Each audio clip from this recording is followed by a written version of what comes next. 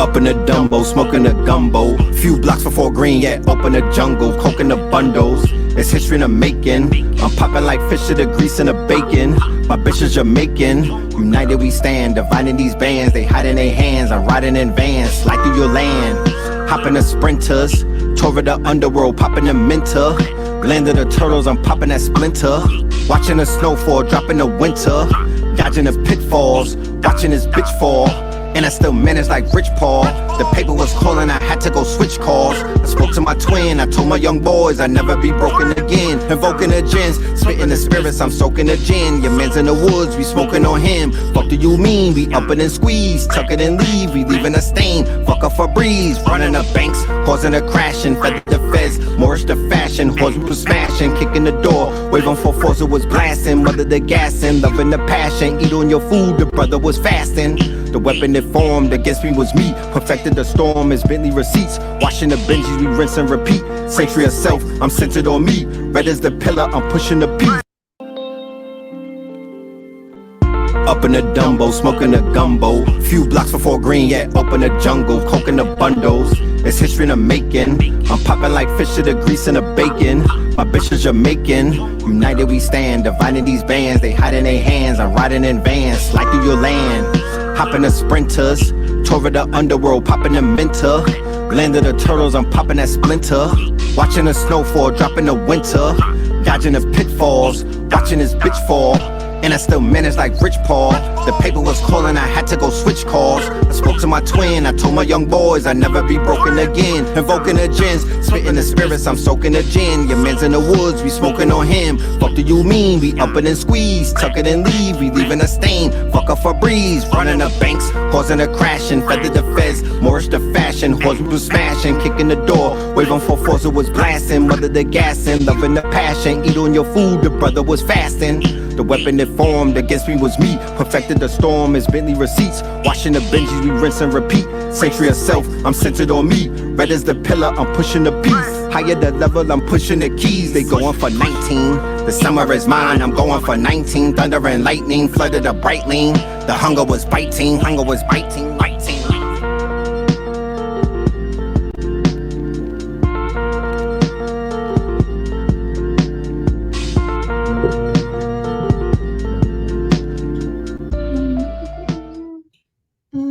Hey, peace to the family, peace to the family, peace to you and yours, man. Welcome to another powerful episode. This one is a special one. This one is for the family. This one is dedicated to hip hop, or livicated, like the Rostem say. You know, this is celebrating the 50th birthday of the culture, hip hop, starting out in the park. We used to do it out in the dark. You know what I'm talking about?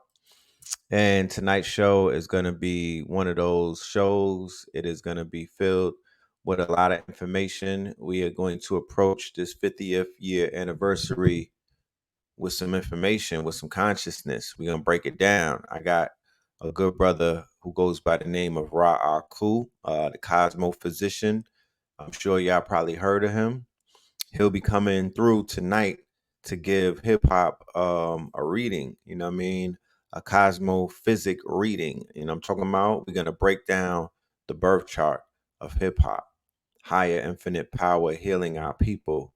Shout out to all of the pioneers. Shout out to everybody, you know, in this culture. If you don't identify with the culture, it's all good. No offense taken. You know what I mean? Shit. It's all good. But it's enough of us to not even worry about who's not with the program. It's enough of us that's with the program. They grew up with this music. They grew up with this culture. You feel me? They walked the walk, talked the talk, and did all of the things that is indicative of this beautiful culture that we belong to. And I'm never going to act like I'm too above hip hop or I'm too, highfalutin. Nah, you're not going to never get that from me. I'm going to pay homage because I know where I came from and I know what raised me. I'm galactical. You feel me? I'm from the star system, Sirius B and everything. But it wasn't the Sirius B gods that I was listening to as I was growing up as a young jit. You understand? I come from a very interesting generation. I've said it previously. I'm of the generation that we grew up and we didn't have hip hop in the home.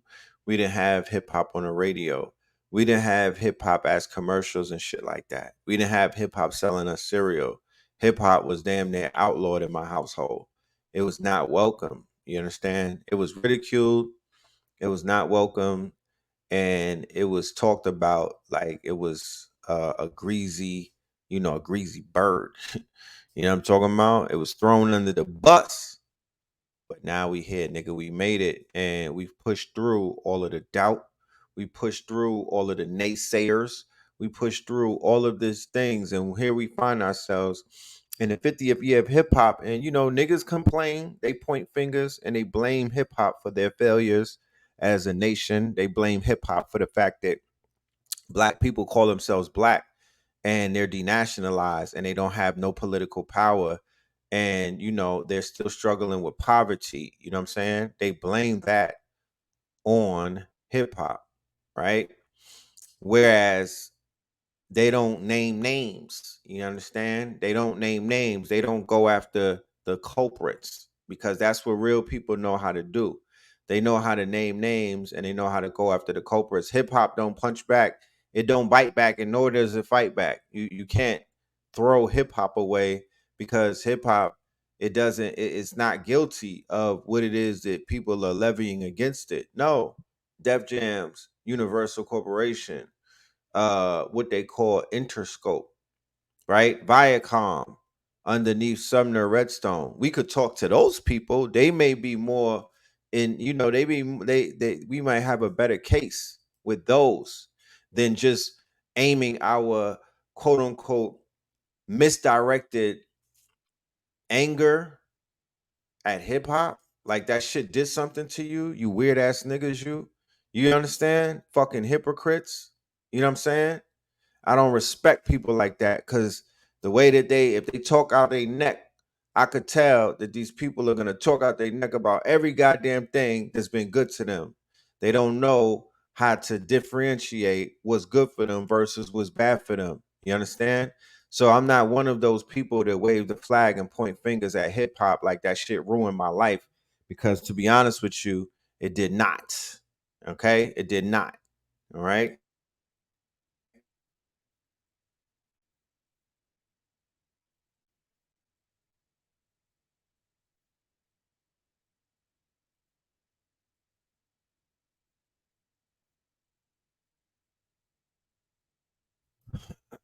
Yeah, man. So there's knuckleheads in the culture. There's vultures in the culture. There's people who said, I'm just doing this shift to get paid and whatnot. I'm not. Those are the people that y'all should be directing your rage at. Find their names out. You know what I mean? Grow up here and call them out, because they are the bastard. They're the ones who bastardized this. Grow up here and confront Liar Cohen. Run up in his, you know what I mean? Run up in his office and flip a desk or something. Run down on Russell Simmons while he's in Bali and whatnot. Go and find Rick Rubin. These are the culprits. These are some of the people that commercialize the culture and whatnot. And they probably didn't know what was going to happen in the long run and whatnot. But you could find that out in interrogation. You know what I mean? I'm not with shooting in the air. I want to aim my shot so it can hit respectfully. You feel me? And you niggas is out there shooting in the air and whatnot, just making a lot of noise. Let's do the roll call. Let's see who's in the building, and let's build with the family and whatnot. You dig? Let's see who's in the building. Let's see how hip hop is representing tonight. Who's in the building? And I'm also gonna drop the link, right? Yeah, if they not running up on academics, they damn sure not going to Bali and whatnot. I'm gonna drop the link in the chat room, because it's currently the concert is taking place. The 50th anniversary of hip hop is taking place at Yankee Stadium. I was actually gonna be there. I was scheduled to be there, but that didn't work out and whatnot. So I'm watching this shit from YouTube. And to be honest with you, it just started and whatnot. But I'm like, shit, they not moving the way that I would be moving if I was in Yankee Stadium. I don't want to be around. You understand?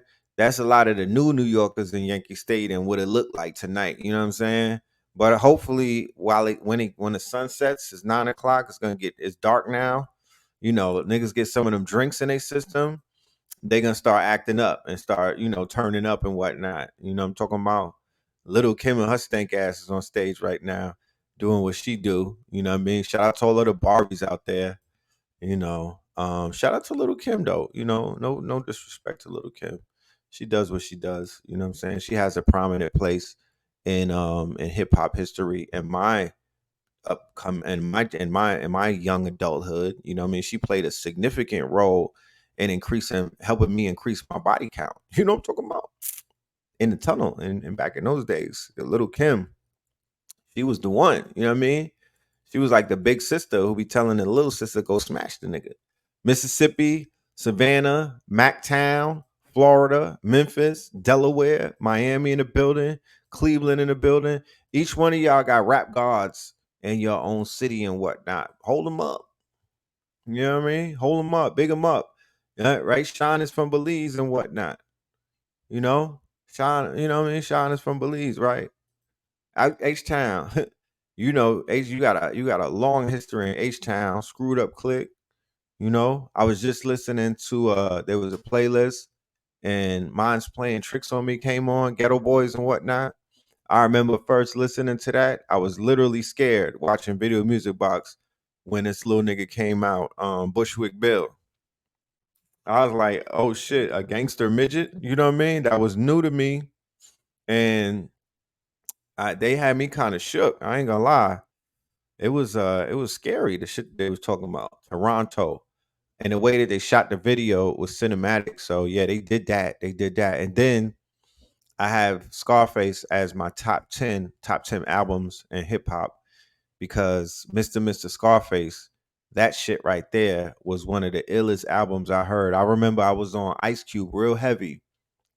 And then when he dropped, I was like, I was kind of torn because I didn't know who I believed the more. You know what I mean? Because back in those days, we were young and impressionable. We wanted to believe that you was doing everything that you said in your rhymes. And Scarface sounded very believable. Shout out to Savannah. Yes, R.I.P. Camouflage. Shout out to Jamaica. You know what I mean? Jamaica plays a big part in hip hop for me coming up back in the days. I'm listening to KRS-One's The Bridge Is Over. He's rhyming it in patois. He's rhyming it like it's dance hall and whatnot. Hopefully people don't get caught up on this FBA versus everybody else type shit and give people the motherfucking credit that's due to them. Stop acting like you niggas was in New York and in these clubs and you was not. You wasn't outside, you wasn't in the clubs, you wasn't in New York. We talking about New York before the towers fell. You don't even the people that be popping up claiming New York. I guess more people died when the towers fell because I don't see a lot of the original New Yorkers. They literally disappeared. You see a lot of niggas that be talking and they're brand new. I don't know, they're like implants. They came from out of town.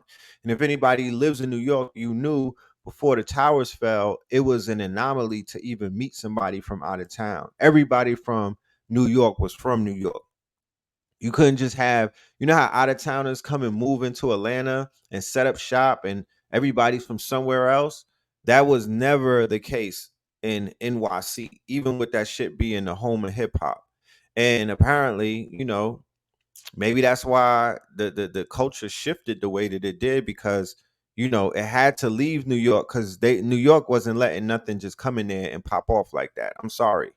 You name me 3 people that came into New York and popped off who wasn't popping before they came because Ice Cube came to New York after he left NWA and then he did his album with the Bomb Squad, right? What's my dude? Keith Shockley and them, Hank Shockley and Keith Shockley. But he was already lit. He already had a name established. He was already Ice Cube. He was a prolific rapper already. You know what I mean? So that wasn't it wasn't like they let him in and he just popped up out of nowhere. Name me 3 artists that you know from y'all hometown that came to New York before the towers fell and became a motherfucking millionaire or a platinum artist or or climbed to the top of the quote unquote the rap pyramid. I really don't know too many. I mean, J. Cole is one of them, you know. J. Cole may be one of them, but it took him a while to even get it on. You know what I'm saying? New York was home of the Yankee fitted, the North Face and the Timbs. Everybody wanted to be a New Yorker. I remember those days. You remember those days? David Banner blew up where the fuck David Banner is from. I never seen David Banner one day in New York. One day. That wasn't a New York thing. With the girls get down on the floor, on the floor. Then the girls get down on the floor.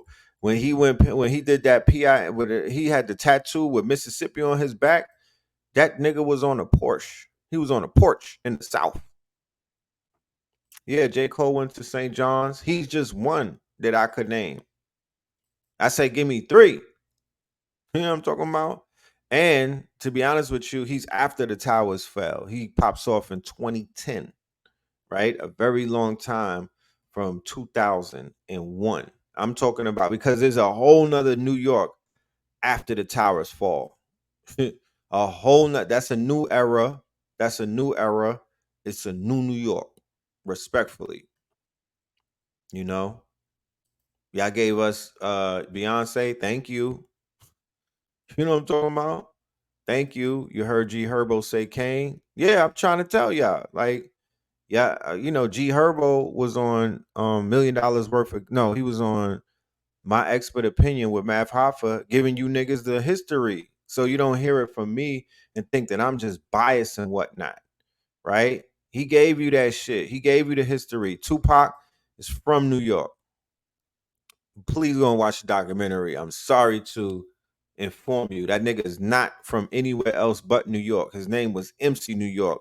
He's a New Yorker. So y'all on the West Coast who be throwing up the West Side, thank you. You know what I mean? Thank you for giving it up to a ill ass New York nigga. You know what I'm saying? Thank you for recognizing a ill ass New York nigga who was able to turn a whole coast to beef into a whole coast that he was born in. This nigga's ill. His manipulation was crazy.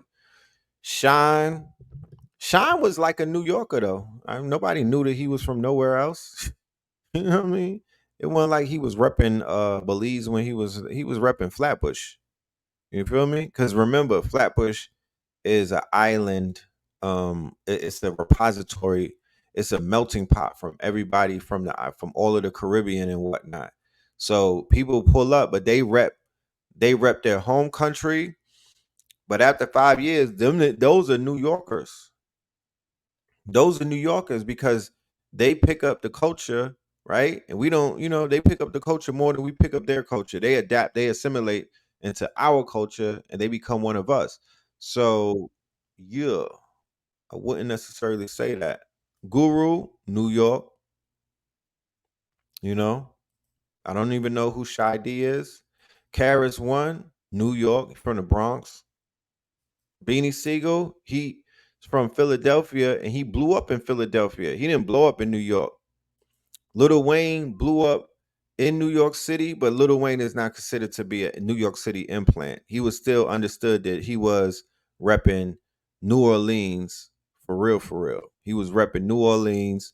He was fucking with the Dipset, and that's where he got a lot of his sauce from. Before I open up the line for my guest tonight, I'm gonna go ahead and show y'all who my top 10 is, right? And this is in no particular order, right? This is in no particular order, but this is just a glimpse, for people who want to understand my mind state, people who want to understand my DNA, because I can't speak for nobody else because this might not even be Blue Pill's top 10. This is definitely not KT the Arch Degrees top 10. This top 10 comes from my mind. This is my experiences. This is how I see it. And this is what moves me. To be honest with you, 10 is not enough, right? 10 is not enough. 10 is not that fair. It's really top 20 for me. But because hip hop is 50 and I'm really a hip hop child. I'm a child of this shit for real, for real. Like this shit is a soundtrack. You know what I'm talking about? This is a soundtrack. Pitbull, he blew up in Miami. He got signed in New York. He did not blow up in New York. Outkast didn't blow up in New York. You feel me? They didn't blow up in New York. You know? So Outkast is this Aquemini album is one of my top 10 albums, right? Of all time. When I came to Atlanta in 1997, I came out to Atlanta and I didn't know what to expect. You understand me? No, DMX makes the top 20 cut. He didn't make the top 10, unfortunately. You know what I mean? See how crazy that is? And Kanye West makes the top 20 as well, right? He didn't. That's why I say 10 is not enough because man, there's so many ones that I left out, and it's like I left out Criminal Minded, I left out College Dropout, I left out Hell is Hot and all of that. Those are my favorites. Those helped shape me, but not like these two did, not like these 10 did. So Aquemini was my entry into Atlanta. It helped me understand Atlanta. I've heard this album and I thought about Dr. Sabi. You understand? Remember, keep it into context. It's 1997. I don't know. I'm in Atlanta. There's no community in Atlanta, right? These are the fucking conscious people for me in Atlanta. Goody Mob and Outkast. I don't know who they hang out with. I don't know what club they be at. All I know is they said the Dungeon Family, Rico Wade. I'm looking for these niggas and I never found them. But this is who I was when I was looking at the lens of what hip hop should look like in Atlanta and what I respected.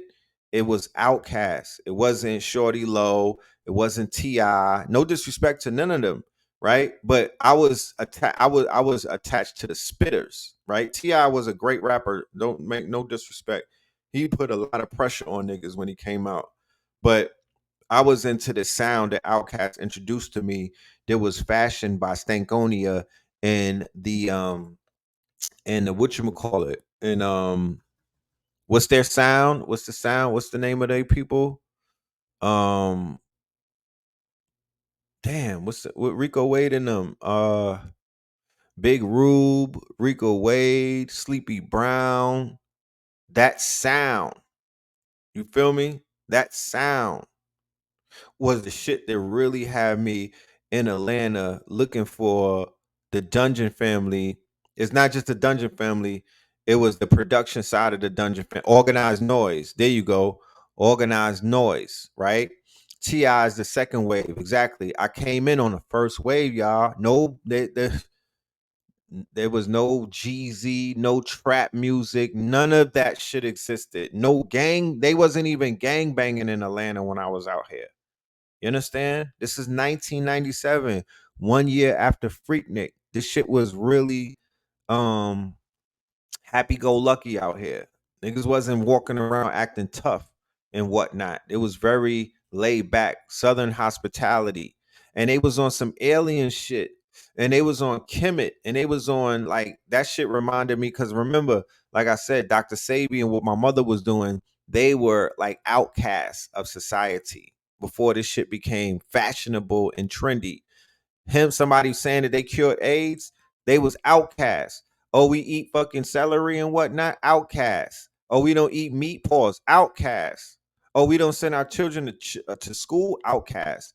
They were the biggest outcasts that I knew, and they were just the sound was African. When I would come around Sabi and when I would come around Mama Pill and when I would come around my and them, the sounds that I was hearing, the African instruments that used to be, just at the office and whatnot, the music that they were playing, all of these things reminded me of Outkast. So this was my impression, and it did a lot for my soul to help.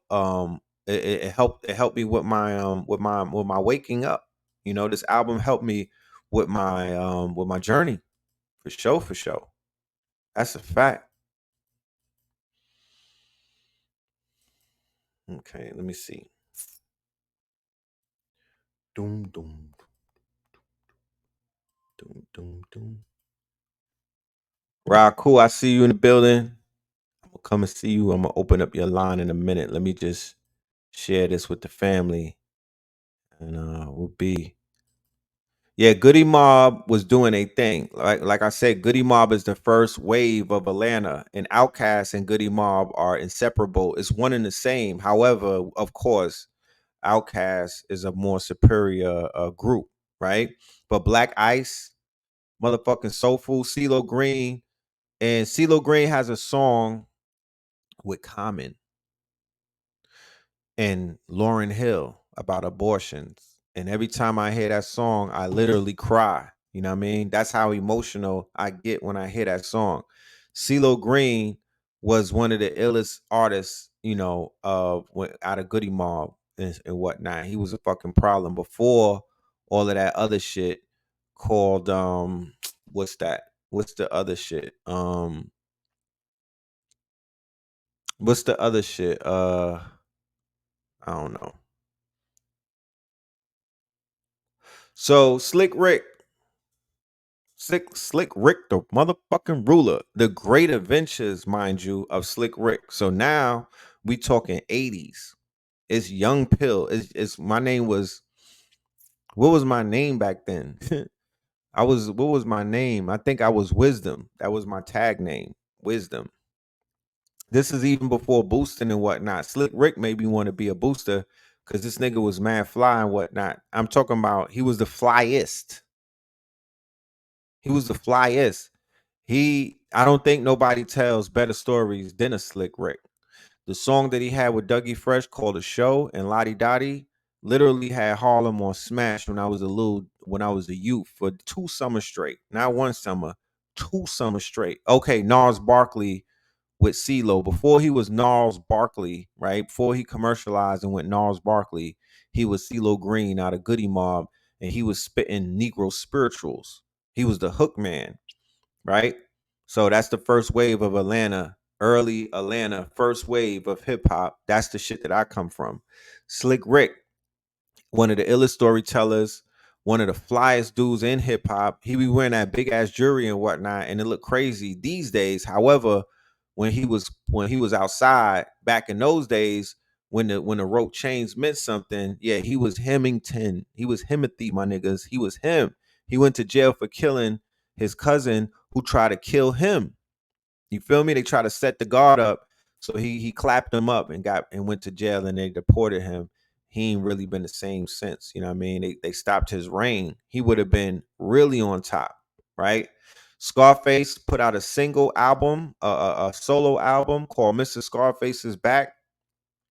One of the illest hardcore gangster rap albums of all times.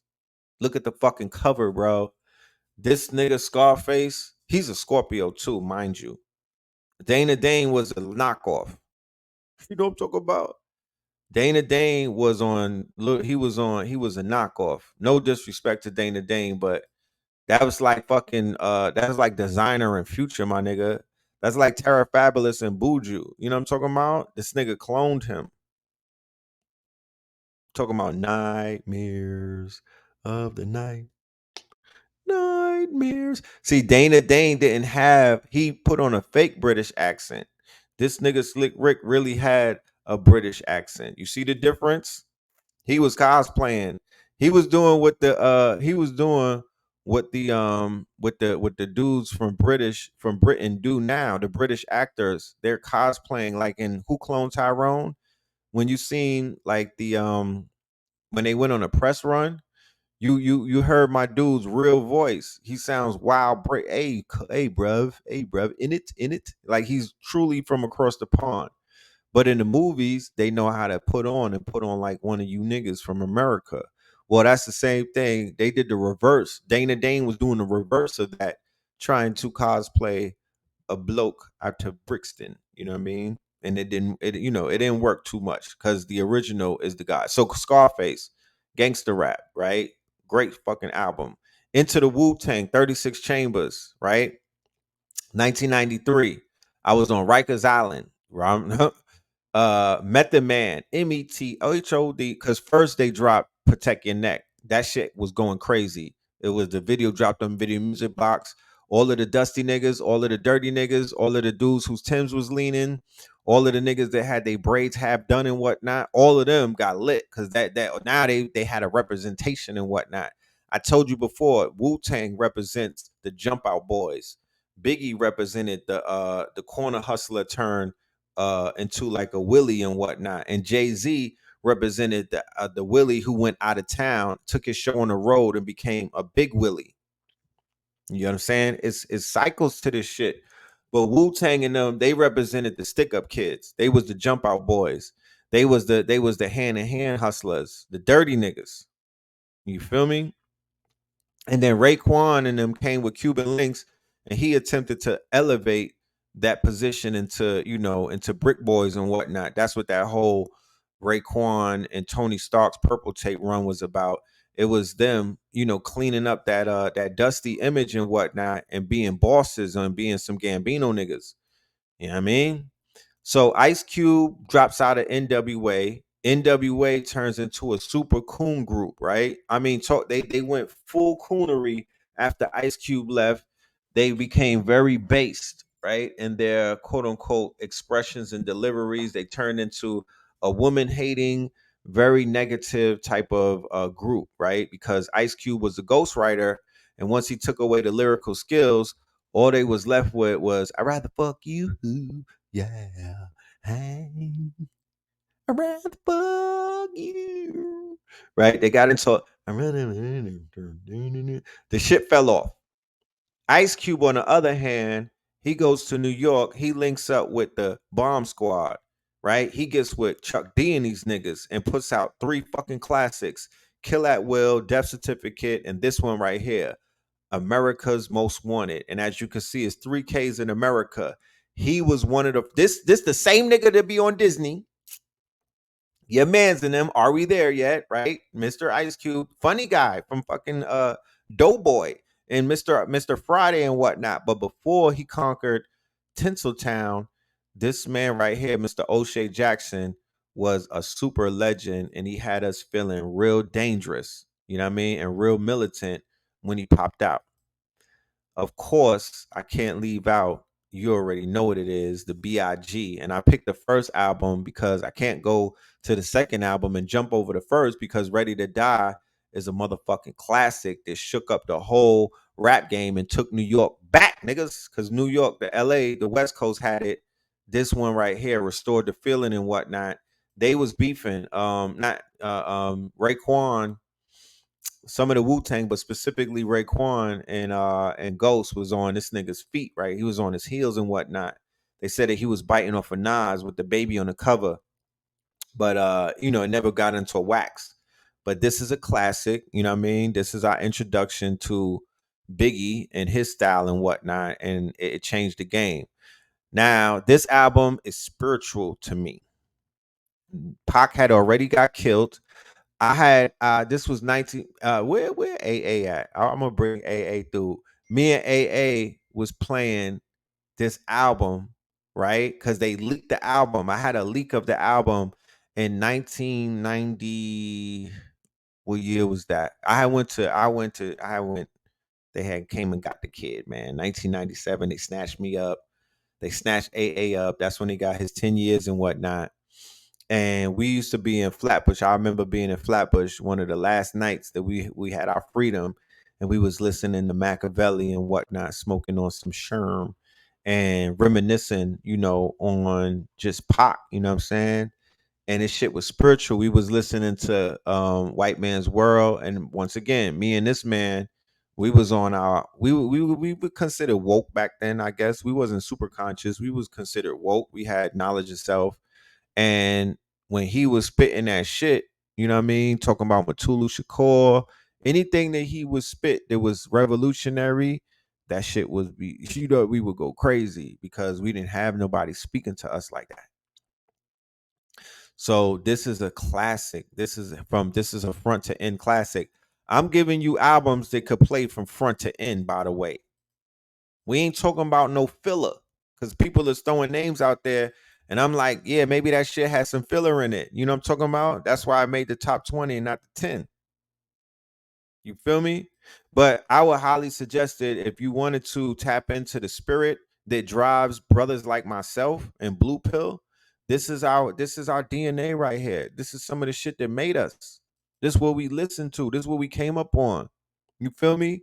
And it plays a very important part. Don't let none of these weird niggas try to stunt and act like they too cool for fucking the music and whatnot. It played an integral part. Before you niggas was reading books and acting like you fake smart and whatnot, we was into this shit right here. Okay? We was into this shit right here, right? And this was what we was stunting. We was the vibrations that we were emitting was coming from the music. Fuck is you talking about? And I, like I said, I can't speak for everybody, but everybody that I was around, we was tapped in all the way. And it just wasn't hip hop either. We was into dance hall and we was into other shit. The one of the illest albums right here, Illmatic. I don't even gotta explain to you why. Only built for Cuban links. One of the illest albums of all time. I don't gotta explain to you why. We talking production. We talking hooks. We talking beats, my nigga. We talking flow. We talking cadence. We talking videos. I'm talking about the whole package, nigga. The whole package, all criminology, right? Unfortunately, I was gonna throw Lauryn Hill in there, but she's on my top 20. You know what I mean? Once again, this is the shit that shaped our mentality. If you know, yeah, paid in full and criminal minded, those are on my top 20, right? The skits, exactly. The fucking skits was there. The hook was there. The beats were there. The lyrics were there. It takes a lot to get on a top 10 list with me. I'm not easy like that. I'm not easy like that. But those right there, they passed it. I would be facetious if I were to ignore what these albums, the impact that these albums had on my world view. What is my world view? When I look in the mirror, right? Before I found out who I was, before I got my name broken down, and before AKHU did my charts and everything, I would look at myself and see rappers. I'd be like, what would Slick Rick do in this situation? You know what I'm saying? I'm about to get some buns and whatnot. Shorty answered my letter and said that she likes me. You know how we was getting action back in the day. Be like, call me at 10 o'clock. My mama gonna answer the phone, but just introduce yourself to her. But call me at 10 o'clock. I'm finna go to sleep on the phone with you, mama. You know what I'm talking about? Yeah. So we was young niggas getting action. You know what I mean? We didn't have no fucking. We turned to Slick Rick, treat her like a prostitute. We had to turn to fucking Sir Mix-a-Lot. Baby got back, nigga. That was our education. We didn't know, niggas. We did not know. We had to watch fucking movies and shit, nigga. I told people before, I remember watching She's Gotta Have It. You know what I mean? My father didn't prepare me for a woman being with multiple niggas. That shit fucked me up. You know what I mean? There was a scene with three niggas. She had like different niggas giving her a back shot. And I was like, Dad, what the fuck are we watching? Like, I didn't know. I wasn't prepared for that. I was too innocent in my mind, And I had liked her too. I'm a Scorpio, so we watch movies and like fucking actresses that we don't even know. You know what I mean? So I thought that was my girl too. But that's a long story. We'll get into it another day.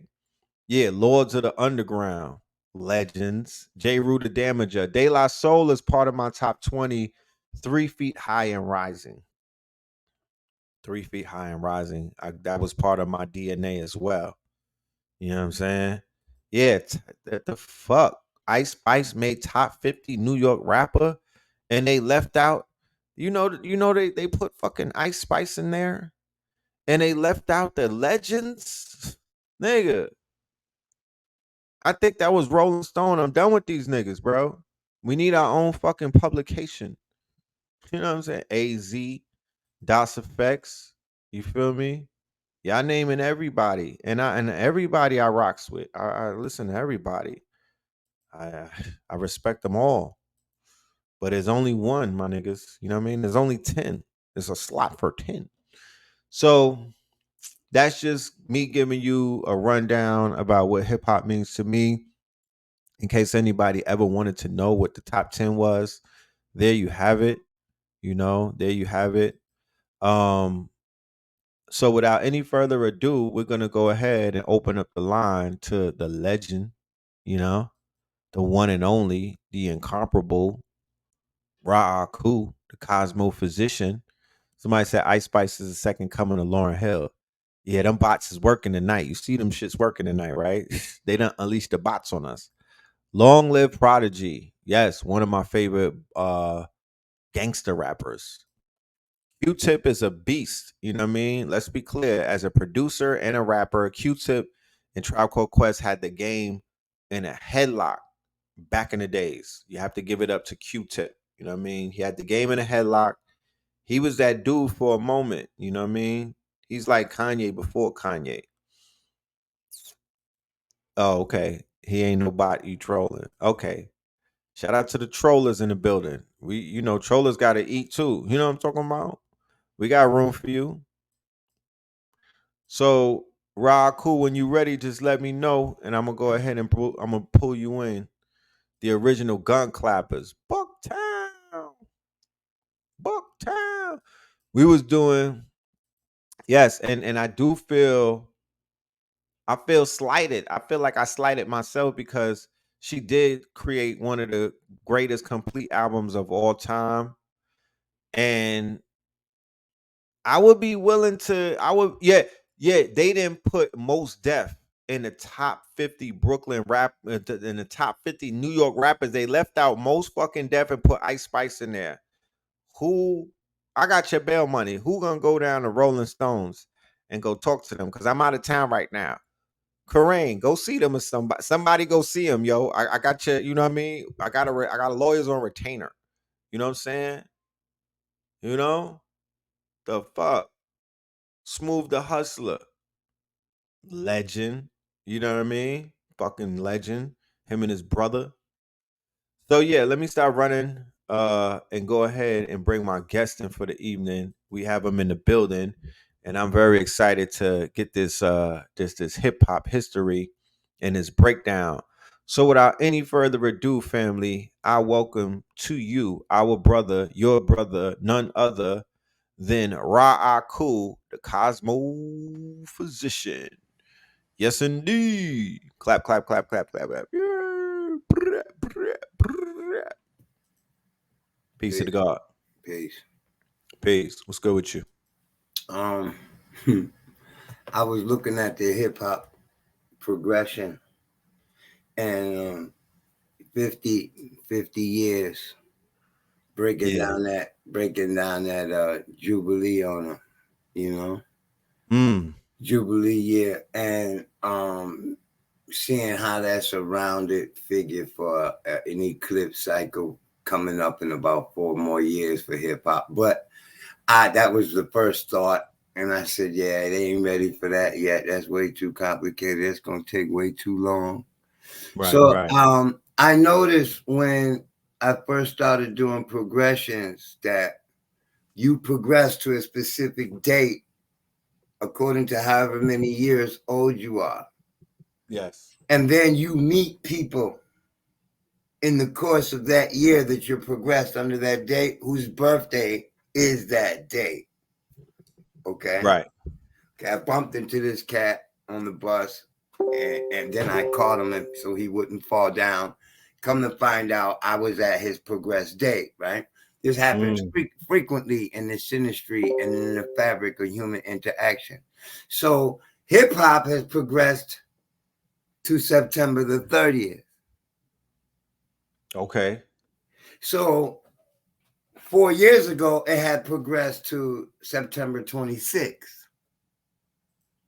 And I started thinking, and any MCs that were born on these dates that recently that have been building up to September the 30th, So I compiled a list, Will Smith was born September 25th. Lil Wayne was born September 27th. And my dad's birthday. And Gambino was born on September 26th. And 4 years ago, he was popping. So he had progressed right alongside of hip hop. I mean, hip hop had progressed to his birthday 4 years ago when he was doing that This Is America shit. Okay. Oh, So, Childish Gambino. yeah. Okay. Okay. So then, you know, September 30th is Molly Ma's birthday. Okay. And he was promoting the Yankee Stadium hip hop celebration. And at the moment, hip hop is a 28-degree Pisces rising. All right. So Okay. right. And I'll get into that later too. But when 28 degrees of Pisces was rising, T.I. was on stage doing that whatever you like. You dig what I'm saying? And I said, And you had just 5 minutes before that mentioned T.I.'s name.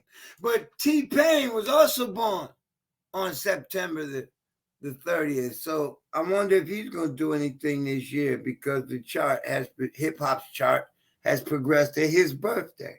Okay. He's been active in the realms of podcasting. He's had a resurgence of just his name for this new crowd out here, this new audience. Yeah. New generation, pardon me. Well, I every time I look at hip hop chart, I see I see something new with regards to how it's manifesting itself. And so I decided to look at its progress today with okay, and compare it to the solar return chart, you know, because those angles between them are very strong. But the sun was in Leo when hip hop was born. So people got to understand the date was August 11th. What, 1973? Yes. And the party was 9:30 p.m. That's what they said. Yeah. Yeah. But you know that party ain't really get to kicking. That's like when All right, midnight. yeah. 11ish. Yeah, you know. Yeah, see, it's just like I my sister-in-law was having a child. She was expecting. Yes. And she asked me to look at her chart and tell her what time she was going to have the baby. So I looked at her chart and saw how shit was getting live and the connection was getting real close around 4:40, 4:37, like that, right? So I said between 4:30 and 4:40, the baby going to be born. See, but I was wrong. That's what time she went in labor. You understand? So when they say the party, when they open the doors, right, that's like the baby in labor. But that shit don't get to kick until the people populate the junk. Facts. Yeah. So this is why we know, like, what was the customary appearances made? Like they start to, they take the first 3 hours to fill in. So this is why you say midnight, and this is custom. This is common in my generation. So I think about that, and I still gotta go with the time that was given conventionally until it is acutely proven otherwise that the time should be shifted. So this is why I paid attention to when Pisces was rising in the Bronx. Okay, but at the time that hip hop's ascendant return on its solar return happened, T.I. was performing, one of his old hits. So you see what I'm saying? So, and yeah. That was just now? Yeah. Okay. So the first thing I said was, it's just amazing how you was mentioning the names and you mentioned his name. Right. So that made me go to Hip Hop Live on YouTube real quick to take a peek, and then he was right there. See, but this used to happen all the time on Know the Ledge. You and Paulie, right? You and Blue would be just talking for the first half hour of the show. It was y'all platform. Y'all intro, right? Yeah, right. So y'all was going back and forth, stirring the shit up, right? And I'd be like, if these niggas knew they were actually talking, y'all would come out your mouth what came out your mouth was exactly what planets were rising. You see, what the topics you were bringing forth were actually, the planets that they were hitting the angles. And I would be like, man, as soon as they open the mic, I'm gonna show them this shit here. So that shit is still recorded, God. Right. We should still have that in the archives. For sure. Yeah, because y'all let me demonstrate the depth in there. You dig? Yes. Yeah. Now we actually gonna be doing something with that whole Blog Talk Radio catalog. That shit is golden, bro. Like we ain't finished. We not finished with that. You feel me? Yeah, well, Blog Talk changed their format over, and if you didn't save it before then, what you didn't save is gone with the format change. It doesn't even play anymore, But but I know people saved all those shows, man. Right. Yeah. Right. Yeah, I got a few too. Few avid listeners that was able to back up a lot of shit that we had on there. Yeah. Yeah. So listen, man, hip hop is in for a year because it has progressed, man. So and let me tell y'all this is what am I talking about when I say progressions? Man? Yeah. Okay, I'm a predictive astrologer. See, I'm not really into fortune telling. I'm into calculating how to live a righteous life. You know what I'm saying? And that's right. And what I mean by that is that you use the energies that are afforded to you in your seasons. And people think that it's a matter of mental decision making, but it's not, because let's look at when you used to work out every day. Mm-hmm. Okay?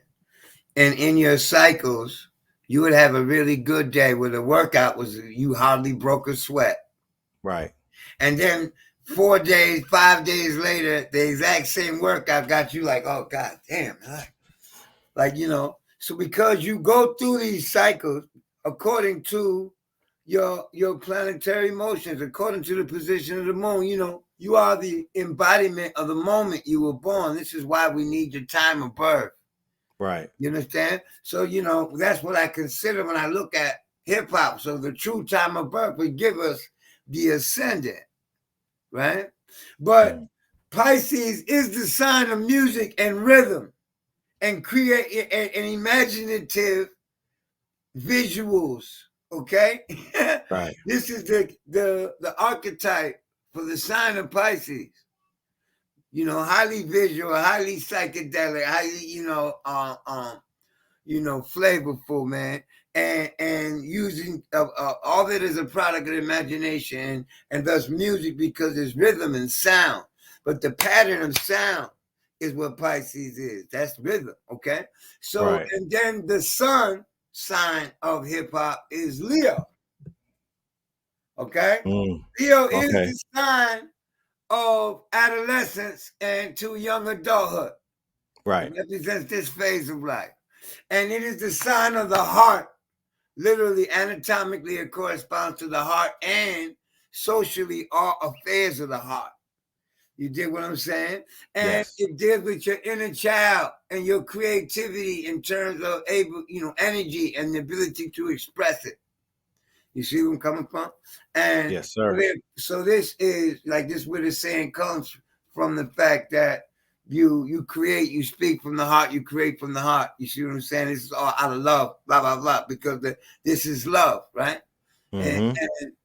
And so when I think about hip hop beginning, this is what this was. It was all about love affair, being fly, nightclub action, which is also Pisces. So, and I thought today, I was like, damn, well, maybe I ought not mess with it.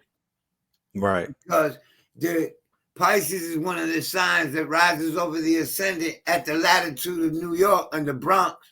Okay, the difference between Manhattan and the Bronx is like 3/4 of a degree, in astrologically speaking. So, but in New York, Pisces rises pretty quickly.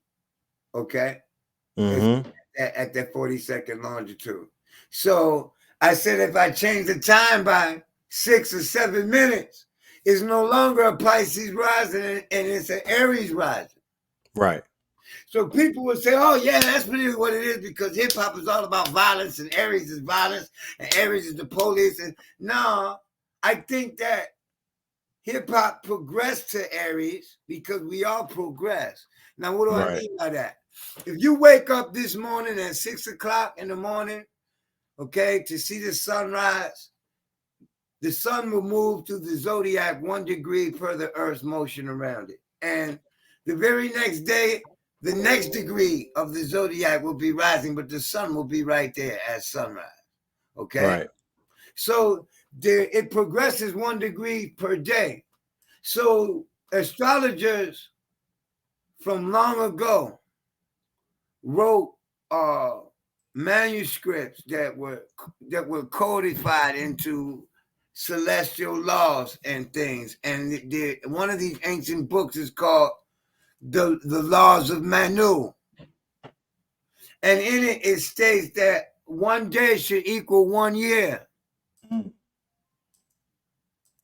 Okay? And you find it also in the book of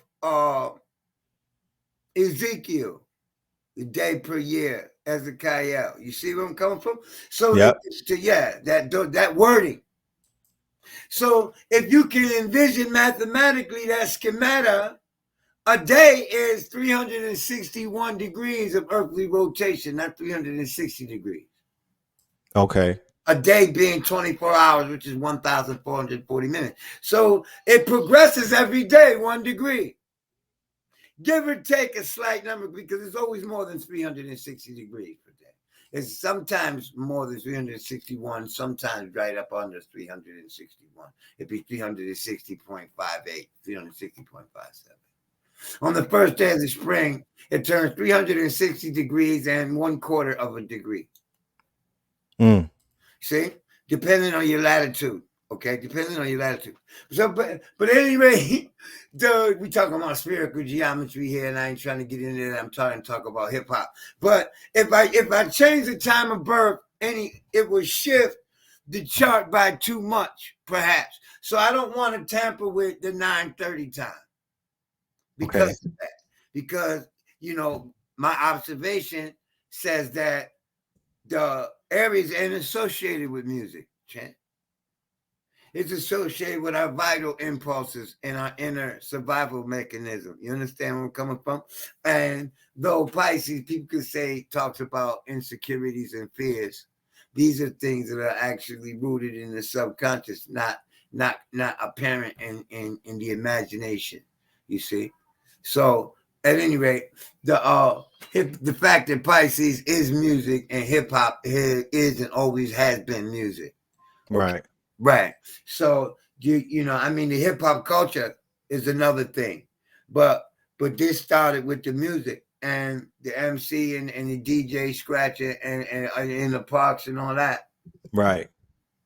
Okay. B-boys, the breakdancing, the beatbox, that's everything that came up out of it. The culture that came up out of it. So or that the instrument, this is one of the instruments that culture, hip hop culture used. Really, I don't want to offend nobody.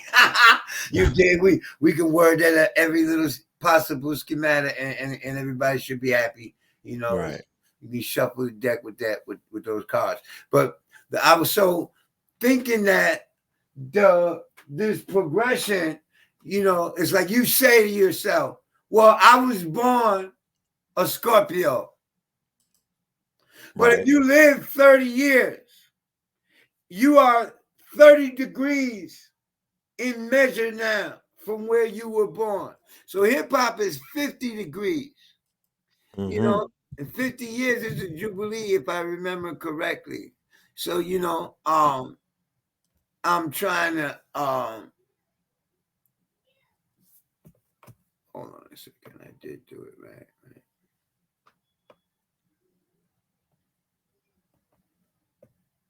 Yeah. 50 years.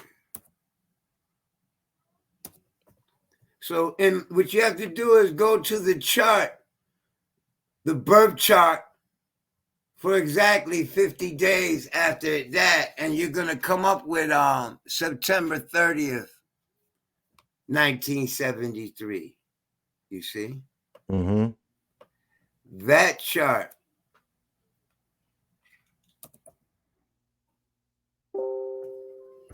Can you have the ability to share that? Yeah, I think so. Okay. I mean, I have the chart up. Okay. So where's the share button? Yeah, it's No. right there. Hmm? Okay, where's that? Right at the bottom. If you're in the back office, you'll see it says share. When you click on share, I'm going to tell you what options are being showed to me because the word share is nowhere here. Okay, nothing even similar. What it says is mute, stop cam, settings, present, leave studio. Having issues. So, okay, because I'm at StreamYard. right next to settings, you don't see present. Okay, yes, I do. Yeah, click on present and then go to the share screen at the bottom of that. Okay, now I got it. Yeah, yeah.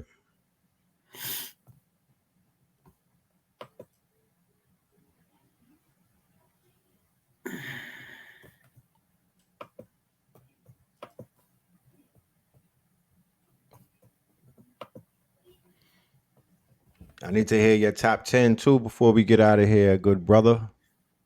I would love to venture into the mind of AKHU and know what are the albums that help to shape the God. Man, I knew you was gonna ask me that.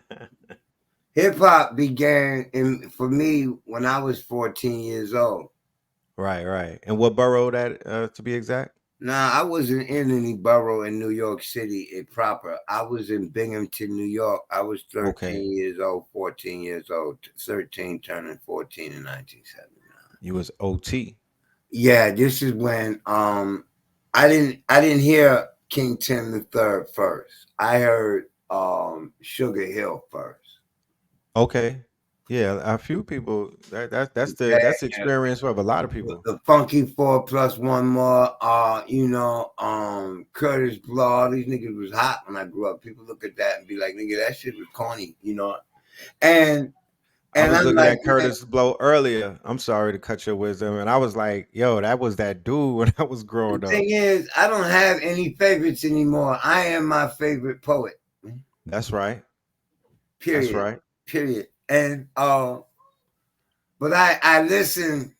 I'm looking for originality like we always did, and I don't see it as much as I used to. So therefore, I don't have a top 10 of any recents, but the classics, I love Rakim, Nas, AZ. I love The Firm. I love that whole era right there, right? Right. I love Yes. Mobb Deep. I love KRS-One. Man, I like Immortal Technique. I like King Son shit back in the day. I used to love it. Like he's like one hit wonder, right? He's a Yeah, legend. and spin-offs of Rock Kevin, that's what all that was, right? Big Daddy Kane. When hip hop started getting corny, I got really detached from it altogether. No doubt. I knew you were gonna ask me, and I said, I could rattle off like 50, and then after the 50 of them, I could say, but that ain't the order that I think they're my favorite. Right. You see, because I don't think of it in terms of a top 10. I don't have it like that anymore. I don't I feel you. that, right? So, but And I was talking about the classics, not the recents either. right. So I really like old school Havoc, man, and And Prodigy. I like that. Prodigy, right. Right. When I go back to my kids are making too much noise and I want to plug them out with my headphones, I go back to all that. To that. Godfather Part 3. Now I go all the way back to Juvenile. uh Hell. man, wow, I don't even know, I can't name it. Man, you know the dun dun dun survival of the fittest. The Nigga. Survival of the Fittest, God right. damn, that's my favorite joint Right. from the first time I heard it. Okay, so they With go to my Shook One. top That's one. the album with Shook Ones on it. Yeah, that is Shook One album right there. Yeah, that shit Yeah, was that crazy. shit was hard, for Yeah. the time. It was dark. Yeah, it was dark. Yeah, that's what it is. Well, Prodigy is a Scorpio. Yeah, Scorpio. He was tapped all the way in. You know, Scorpio, nigga, resentful as fuck. You see what He I'm was saying? tapped. That nigga was tapped all. He was, yeah. Whoever fucked over him when he was a little nigga, he took that shit. He took that shit to the boot See, every you know time. it's really deep. Pluto is in Aquarius now, right? Yeah. So Revenge of the Nerds is, Pluto's revenge is the Right. vengeance and vindictiveness and all of that in the human character in his dark note, right? Right. Right. And Aquarius is the nerd, is the oddball. The kid is interested in information. He ain't interested in sports as much as he interested in information, right? That's He yes, interested sir. in, yeah, he interested in this is what we call the Yeah. classic nerd, right? Yeah. So Blur. Revenge of the Nerds, in Mm. essence, is this. Now, Mm. anybody can make a hip hop record Mm. because AI, Explain to the which is family. Aquarius, champ. So we're Right. getting revenge. Yeah. So although we couldn't be famous, we couldn't get connected, we couldn't get on, we didn't have family members in the. See, I can't share it because it's not giving me the option when it says shit. Choose a tab. It's only giving me a tab on the browser to share. It's not giving me the opportunity to share my desktop. My God. Click. All right. There's three options on the share thing at the top. There's Chrome, window, and entire screen. So use those options and see what comes up. Yeah. And while you doing that, And I just I'm illiterate to this shit. Okay, now I see yeah. it. Okay. Now I see it. Okay, I wonder if this the one I'm looking at because I got two of them up. So let's see. I got you. You can see me So now. what Raku is alluding to is that when we were coming up, Yeah, you got one up. That need when to we were coming up, being a rapper and being signed to a label and like being outside where people knew your name, it's not seen as the shit that we going through today is not what we were going through when we was coming up. Like to be on Video Music Box or to have a song on a radio or on a mixtape, You was some big shit, yeah. you was some big shit, bro. Like there's no like people be wanting us to be all happy and you got an Yeah, album it's out. easy to get famous today. Just go viral. Just go viral doing something dumb. This is the attention economy. Like to be lit back in those days was a different time. It's hard to really even speak on it You because had the so much campaign has like you was changed. running from president from the grassroots, man. Shit was like presidents, bro. Real talk. It was like a presidential run, my Yeah, you nigga. had the campaign. It's a popularity contest, nigga. And if you was corny, that was it. Oh man, you was gonna feel it from your peers. They be lying to niggas these days and don't let them feel the pressure.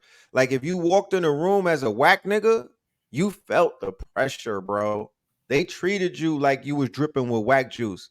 MC Hammer, no disrespect or no, I'm not coming out for nobody's heroes and whatnot.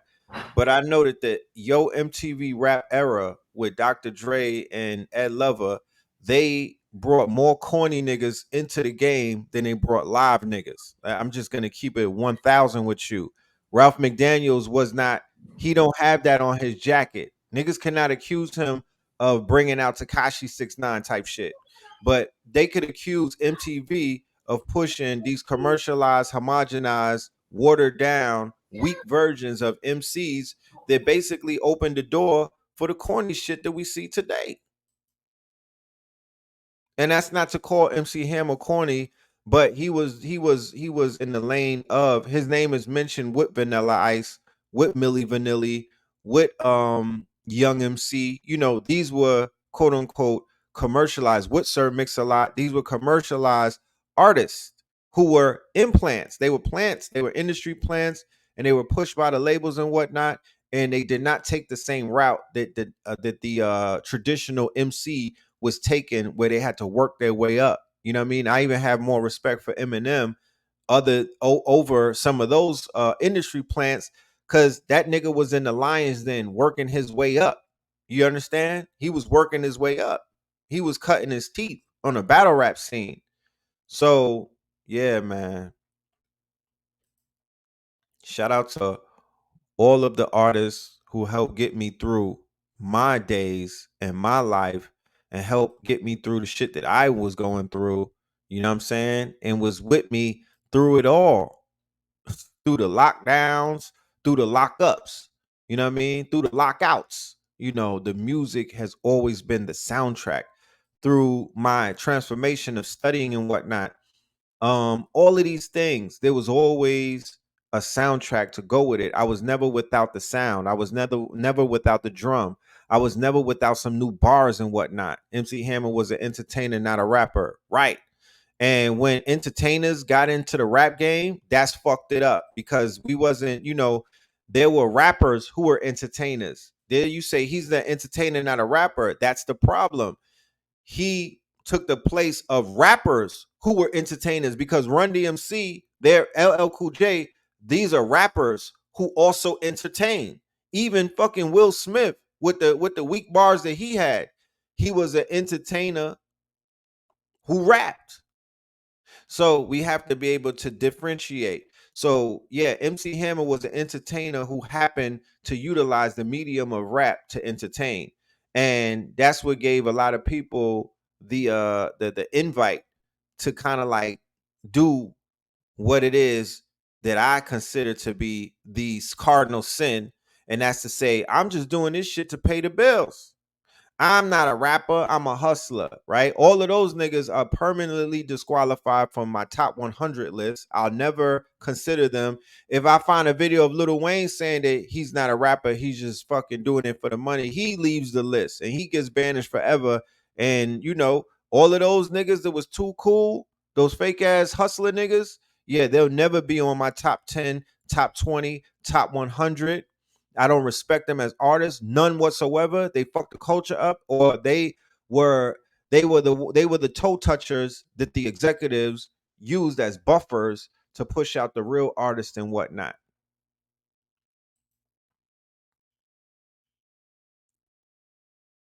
Jay-Z did not say that he wasn't a rapper. He's a hustler. He said he's a hustler, but he also said that he was a rapper though. I'm talking about these niggas that say, I'm not here for the rap. I don't know nothing about it. They don't know no history. They don't know anything about the golden era. They don't know anything about rappers who came before them. They don't know nothing. They don't know. They didn't read their contract. They Do can't you tell know you. you Uh-huh. you mentioned MC Hammer as he not a rapper, he an entertainer. You know, see, we had a different colloquial in my demographic, man. He wasn't an MC, he was a rapper. Right. He was rapping. He wasn't Right. He was right. MC. He wasn't an MC. Right, he wasn't And no MC. So the thing is, the difference between the MC is he knew how to use the crowd and all that, like they he do it. mastered the crowd. That's He right. was a master of ceremony, Yeah. you So know? so the thing is, they were monopolizing on industry and pop culture. You know how they popularized the music. Period. Yes. Yeah. Okay. Now the hip hop go through that phase. You know, I'm looking at the hip hop birth chart. Right. Let me go back to the hip hop birth chart And the brother because said September the 30th, 1973, the $6 million man, Lee Majors. Remember Steve Austin? yeah, That was our shit back in the days. yeah, the Bionic Man. The Bionic Man, the $6 You million know, dollar man.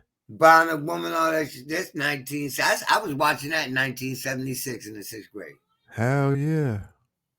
That precedes Bruce Hey, Banner and you're the gonna an take my thought. original. You're gonna take my thought from me here. Okay, go ahead.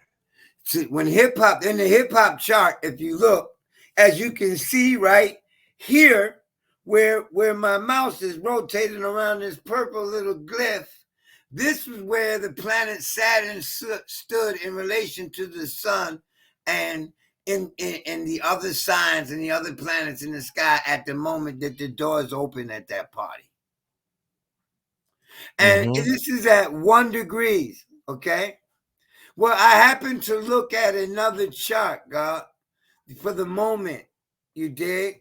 Yes. And at 10:14, the moon is right on Saturn's, right on hip hop Saturn degree right now as we speak. Right. So, you know, the Saturn represents timing and age and, you know, a long time, long periods of time. Okay. Growth and Father Saturn. Yeah, Father Time. right. And industry. Okay. They call Saturn Father Time because Saturn talks about things that have to do with timing and things that only come over time. Right. You dig? Right. And measures of things, because time is but a measure. Okay. It's only a ruler, you know, or a meter stick, you know. But when you think about the moon currently activating hip hop's Saturn degree. Saturn has to do with everything business. Mm. Know what I mean? Yes, You know, big yeah. business. And business and corporates and industry and production and planning and structure, you see? And so therefore, I'm hoping that, and Cancer is the sign of home. Right. So then I can see, you know, how back in the day, New York rappers set the trend for rappers all over the country. Now, you know, that authorship or that torch been passed all around the country Right. in terms of influence. Been So, crowd surfing. but Cancer still means home. Okay. Yes. Yeah. So therefore, it points to everything that is of the home. Okay. And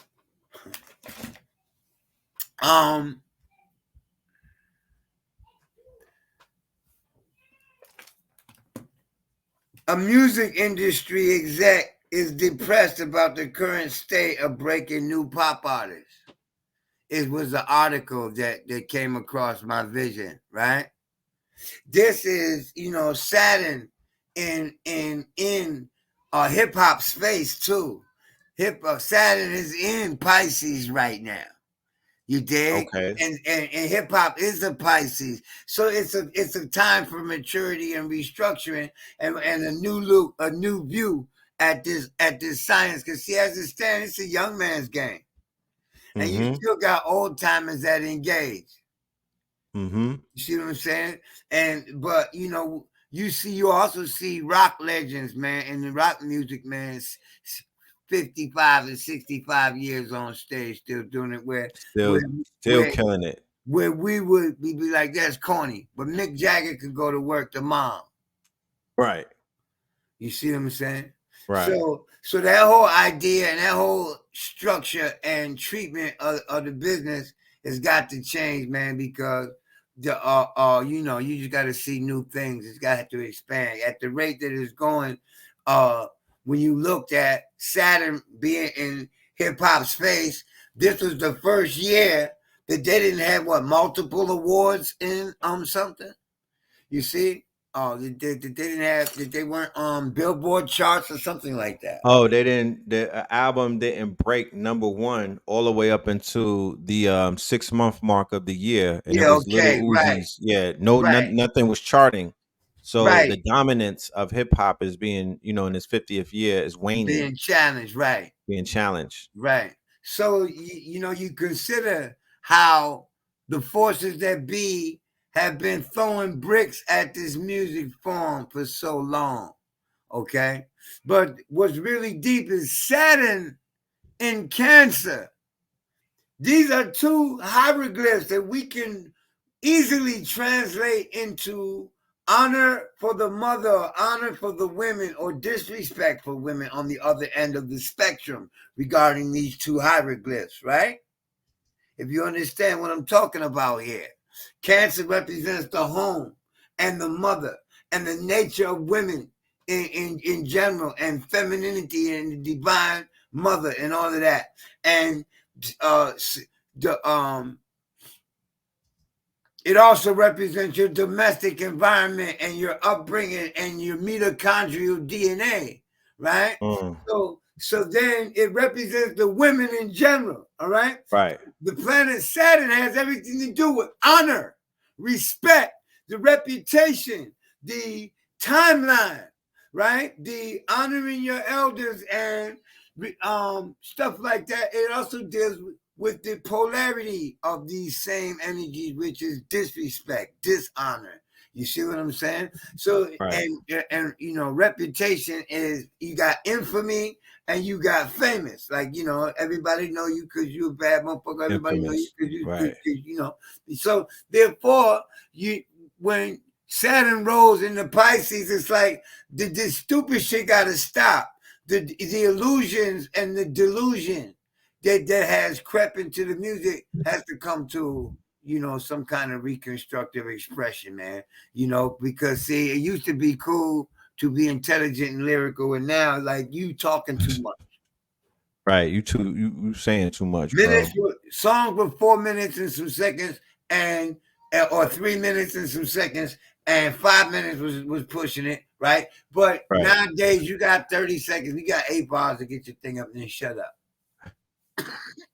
Straight like that. And get your shit off and get out.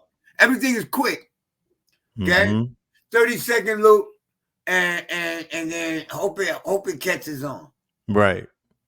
See now, but that is much easier, man. Look, man, let me tell you, getting on back in the day, you had to tour. You know what I'm saying? Not You easy, had bro. to get a distribution deal. They had Right. it sold up, man. Gatekeepers and all that. Gatekeepers like a motherfucker. Tupac had to be a roadie to get on. Well, This yeah, Tupac, he had to carry crates. I heard he used to dance too. He was a dancer. Yeah. Because I don't mean to cut your wisdom, but somebody, you know, people are in the chat bringing up, I guess they kind of thrown back about my statement about MC Hammer. You know, MC Hammer was a dancer too. He brought that, he was one of the best. And he comes from a dancing culture. So yes, on the West Coast, they were doing a lot of dancing. They were over in the Bay and whatnot. They were doing the Thiz dance and whatnot. They was on that shit. So yeah, we respect MC Hammer for what he was doing on the dance and everything. You know what I mean? You know, I'm watching these memes go off too, right? Mm-hmm. You know, hip hop is a beautiful thing, man. But you know, as soon as it becomes big business, it gets spoiled, man. Yes. So this is the same, but it cannot be erased. It's not going nowhere. What we have to do in order to revive it is revive it and get back into the flavorful skills and the mental manipulation through the art of connecting words. So to bring alive a whole new interest in the genre, to, you know what I'm saying, so it can re-blossom. Yeah, man, because the first time in years hip hop didn't dominate.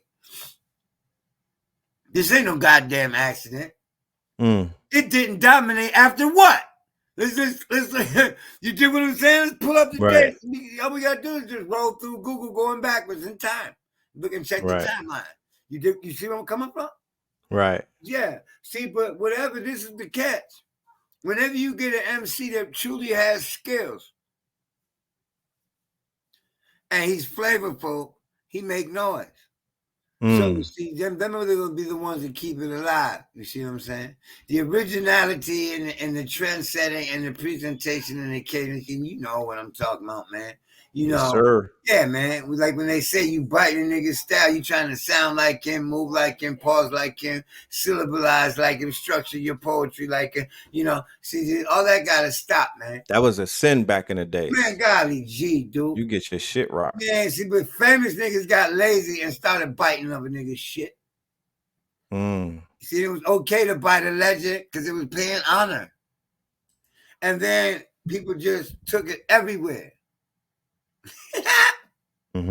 You see what I'm saying? Like, you know, like when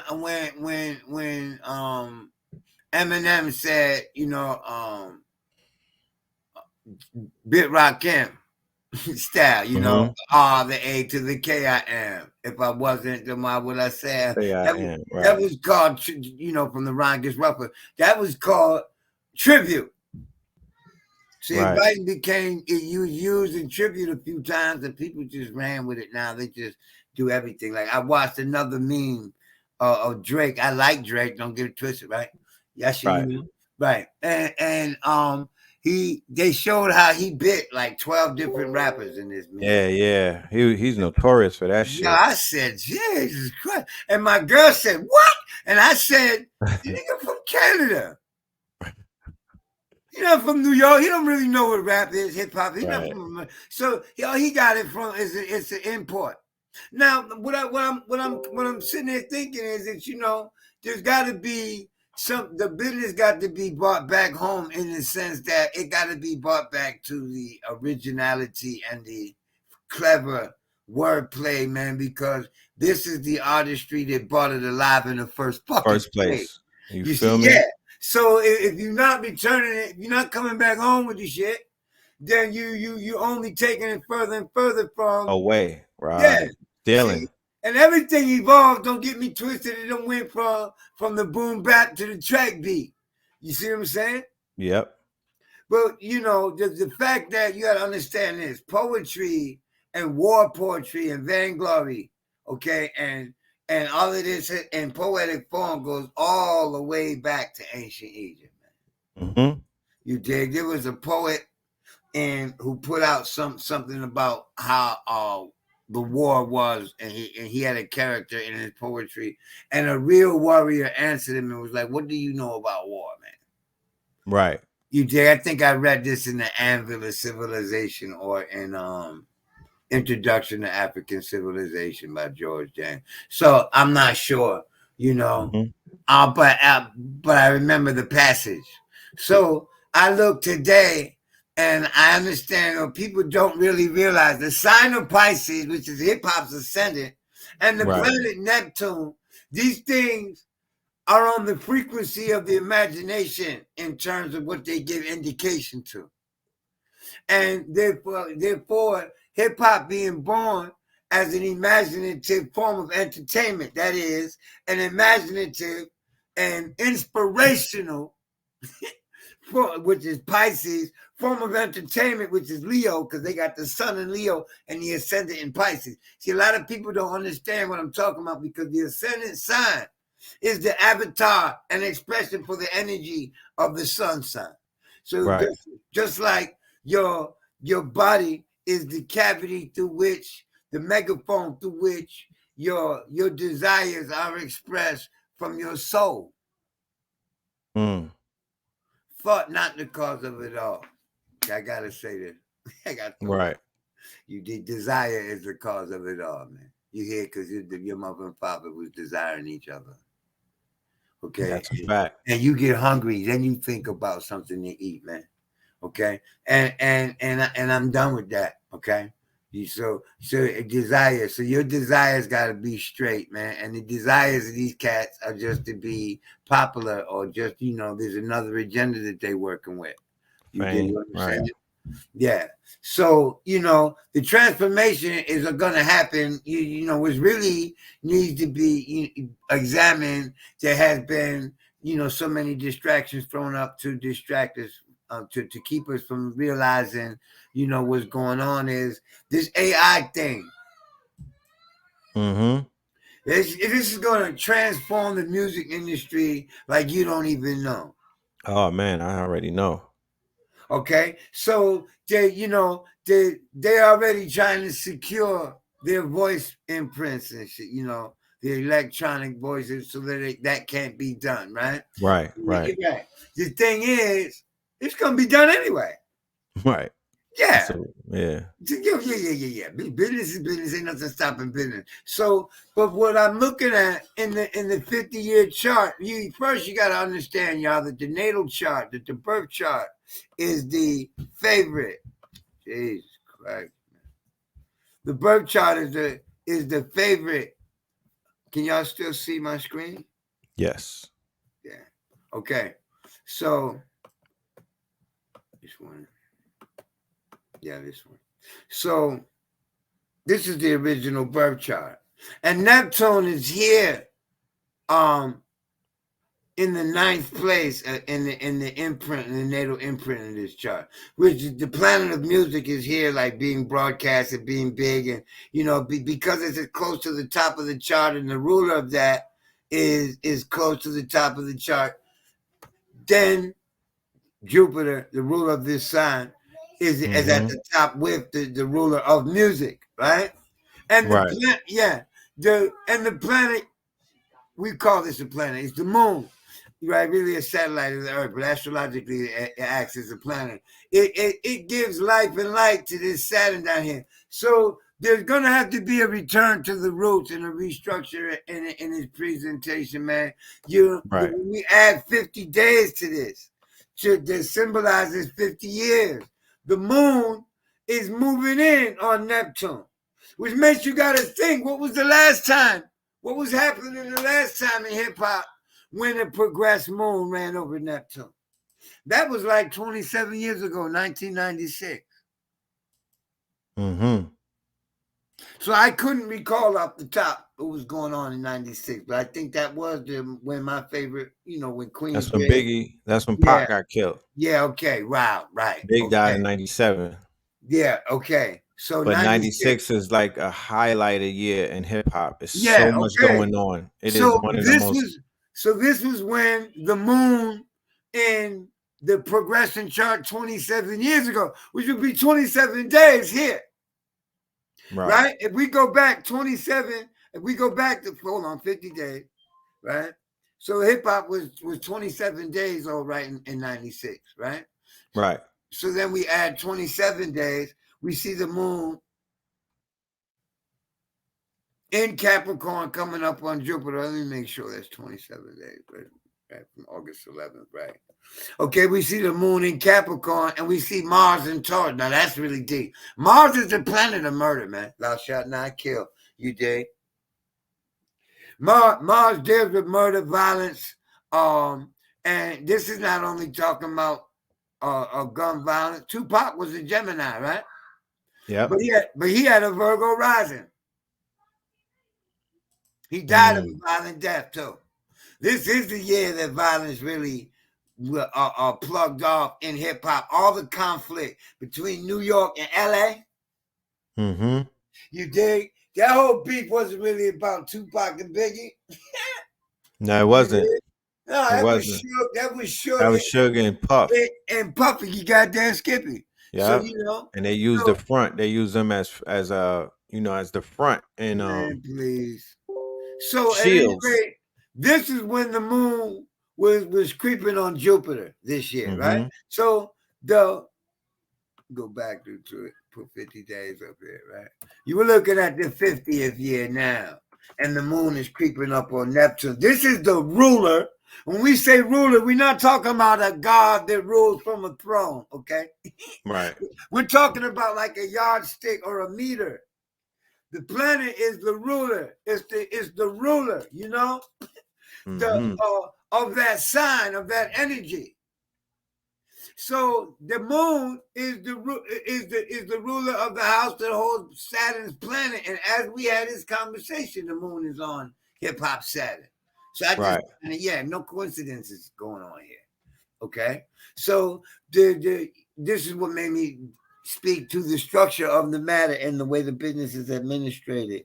So the way the business is going to be administrated is Chuck D was up on this shit a long time ago, distributing off the internet.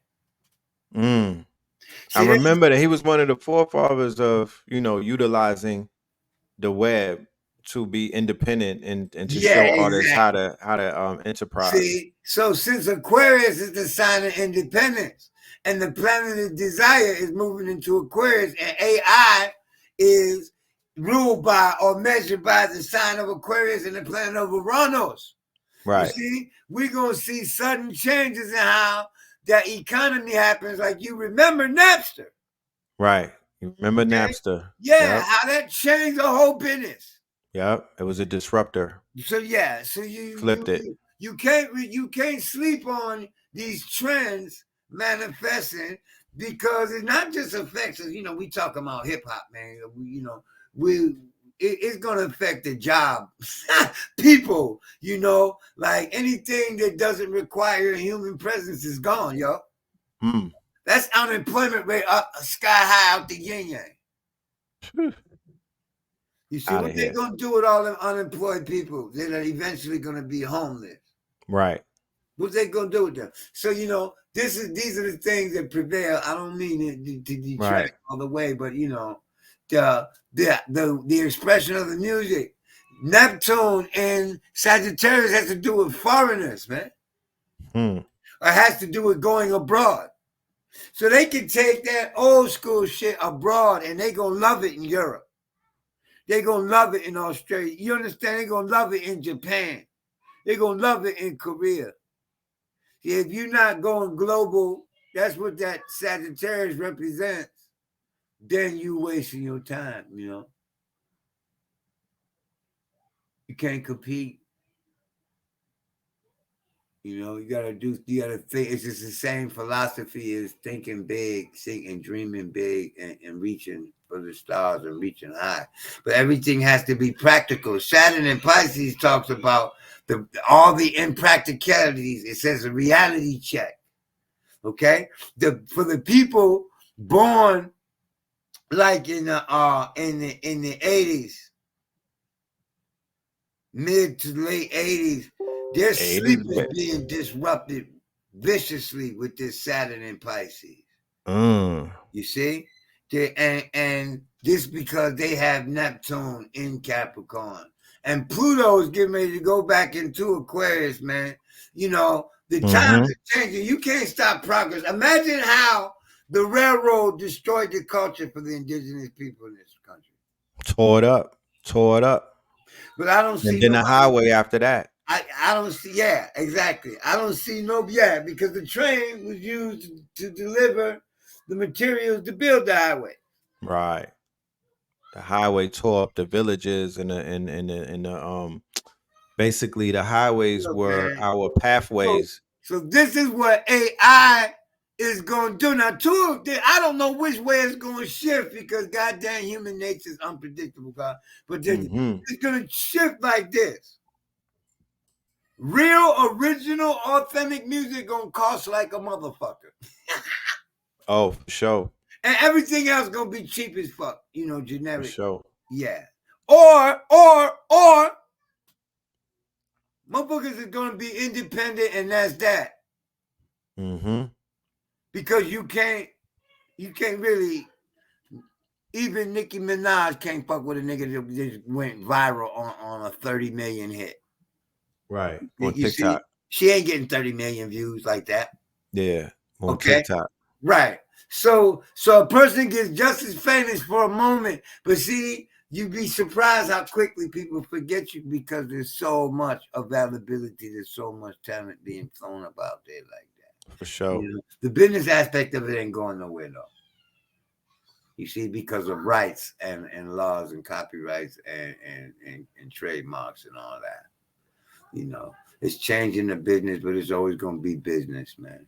You're just going to have to step it up on mass distribution. See, Sagittarius is on distribution. And Neptune in Sag is the configuration that I'm referencing in hip hop's progress. The moon is like a guitar pick, y'all. So she's an activator, right? You plant seeds in the earth and you put water on the plant. It's the moon that draws that plant through the soil that splits the seed. And then after the plant gets up into the sunlight, it's the photosynthesis. You see? But the moon didn't stop nurturing that plant at all. You dig? The moon ain't stepped out of that picture. That, you know, so astrologically speaking, the moon is an activator, secondary activator. She's the number one timer. You dig? So the fact that the moon is rolling over Neptune, so I would like to see in Sagittarius, I would like to see the you know, that whole business schemata taken on a global scale all over again. Like, do you remember when, you know, you could go to Europe and get famous? Yes. And be like not even known over here. In hip hop, you mean, where you were touring and you was lit? Man, I know dudes in DC, man. Yes, I know some in New York. They got crazy popularity in Europe. Lit. And over here, these niggas walk down the street, don't nobody know that. Mm-hmm. Okay? So I'm like, there, the same scheme has to be migration, has to be expansion, has to be a broadening because the moon is in Sag at 0 degrees. Okay, and next year she gonna move like with she gonna still be in this sector. Right. Yeah. So this has to do with a bolstering or an intensifying or amplifying of what this represents. Now, you think in terms of human psychology, Neptune is the imagination and everything that is a product of it. So design, The expansive creativity, mind. flavor, glamour, how you glamorize it, cadence, what your rhythm is, your personal rhythm. See, these things need to come back. That's all I got to say, Lord. I'm gonna let you talk. Okay. No, I agree. Very interesting breakdown.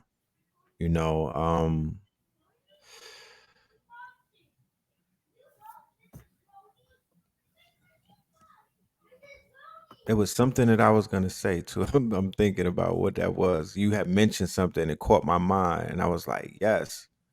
Um, the aspect of what AI is gonna do, and the aspect of what you see in the chart moving forward, bringing the business back. Well, my predictions, and based off of the studying that I've been doing, the music industry will be disrupted. Independent artists will fare better than artists that are owned by these labels, unless there's some sort of negotiation that takes place where the artists who are owned by the labels and their publishing is owned and their likeness and their voices. Henceforth, why you saw top artists, they were selling their catalogs for the last 2 years. They knew something that the bottom tier artists did not know, and that it was through their management. Their management was able to tell them about the oncoming technology, and it would be advantageous for them to sell their catalogs to these holding companies. Now, what the holding companies are betting on is moving forward in the future, they're going to have some type of licensing agreement where if I want to take the voice of a Ti, of a Ludacris, of a Andre 3000, any of the artists who basically sold their catalogs, more than likely I'll be able to pay a licensing fee to have one of them on my hook or one of them on my song. I might not be able to pay the artist per se. I might not be able to get Jay-Z's voice on the hook, but now Jay-Z's AI voice will be available probably for a way lesser fee and whatnot, and that's what they're gonna have available. People are gonna, the day and time is gonna come where, like you said, everybody's gonna have their 15 minutes of popularity, and it's gonna be more than what you see on somebody going live on IG, on TikTok. People are gonna have the ability to make songs with Michael Jackson, right? That's where we're headed. So Yes, the independent artist, yeah, wow. the independent artist who has control of their likeness, of their publishing, they have to be in control of their business. You don't want nobody to negotiate your business for you moving forward in this. The people who are on contract to me are going to be the ones who are more, they're going to be more restricted from doing big business in Web3. You know what I mean? So for my independent artists, yeah, get your paperwork together. Whatever you have to do to secure yourself, the furthest that you can go is be a private citizen and whatnot, and your LLC or your corporation, your rapper, that your alter ego is a corporation. Learn how to finagle that and protect yourself, and prepare yourself for this new windfall of opportunities that are coming right around the corner. Let me tell you what I saw. I was on Clubhouse. Remember when Clubhouse first opened and you had all Yeah, I that? remember that You had shit. you had all them music A&Rs listening and holding Yeah, open groups and I pulling people remember that. together. I'm glad I ain't fall for that one. Look, and dissing motherfuckers and shit. And in the second that they thought they was still in power and control, somebody said, "Hey, we got another room over here. Fuck these guys." Right, Okay. So, right, coalition is the sign of, a network is the sign of Aquarius. right. We in the Aquarian age. Yes, we are. Okay. Aquarian age started in 1453 with the fall of Constantinople when the Moors ran over Constantinople. Okay. Okay. Yeah, they invented the biggest cannon in the world to use it to knock down the walls of Constantinople. Constantinople when they Yeah. were the first Crusades, wasn't That it? was, that was the fall. Yeah, that not the first crusade. The third. I don't know. I'm not going Yeah, to but speak it's to when they that. snatched Constantinople Yeah, back. I know that the first 12 crusades were very close to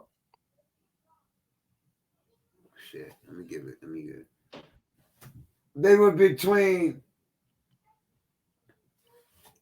It was like the 1100s. the 1100s. Yeah, I That's was right. about to say late Right, the 1000s, early 1100s. 1100s. So the 1100s. So do you know? I'm talking about 1453. Okay, leading up to 1493, 92. Yeah, Yes. 1492. Right. Okay. Hmm. Now that the age of Aquarius started when they fired them cannons. Started a few months when they actually started making them cannons. Okay, because the sign of Aquarius is about engineering, Right. and this is the age of engineering. Okay, the science right now is engineering. So they engineer networks and the internet, and being a computer engineer or an engineer building roads or bridges, like all of that is top dollar occupation to have right now, and very in demand by developing countries and what have you. Yes. So you can pretty much, if you're an engineer, you can get your ticket to any country on the planet. They'll invite your ass there. Okay, give you a job and set your ass up. So you see, that's how that goes, right? Right. Right. And yeah, so when you look at the AI coming, it was inevitable. Facts. This is the age of inventions, the age of engineering. And if we look at this calendar, this precessional calendar using the heliacal method that takes into consideration the sun's corona. Because a lot of people are going to be like, this ain't the age of Aquarius. The vernal point is still in Pisces. But I'm using the sun's corona from that moment. I'm not denying that the sun in the vernal point is in Pisces. I'm saying that when the sun is in the vernal point in the sign of Pisces at the 5th degree, that its corona reaches all the way to the 22nd degree of Aquarius in this day and age. And the heliacal rising sign at that moment, right in front of riding the sun's corona, is Aquarius. Right. And since that has been happening, man been using invention, scientific invention, and they've been using weapons of mass destruction, which is all Aquarius. We do now fly through the air. We're not a maritime people. We are aerotime people. Ain't nothing Piscean about airplanes. You see, if we, maritime, you on the Navy, you on the ships, because they still have ships, don't mean it's still the age of Pisces.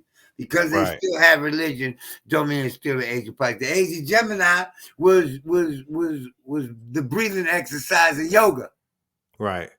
and Buddha. Okay, they still around. We know this ain't still the age of Gemini, right? So you think about that right now. You can break this down in its sub ages, and breaking it down in the sub ages, we using dwas and the 12 harmonics. See, people don't know about harmonics. We break it down in the sub dwa. When we look at the age of Pisces, which is the age of religion and the age of superstition and the age of hiding the truth from the people, right? That's like between 707 BC and 1453. Well, the last 12 of that age, the last 150 years of that age, or the last 360 years of that age, which is 2,160 years, the first 180 years of the last 360 years, do your math. All right. That Dwad is the Dwad of Aries. All of the Crusades fall perfectly right in there.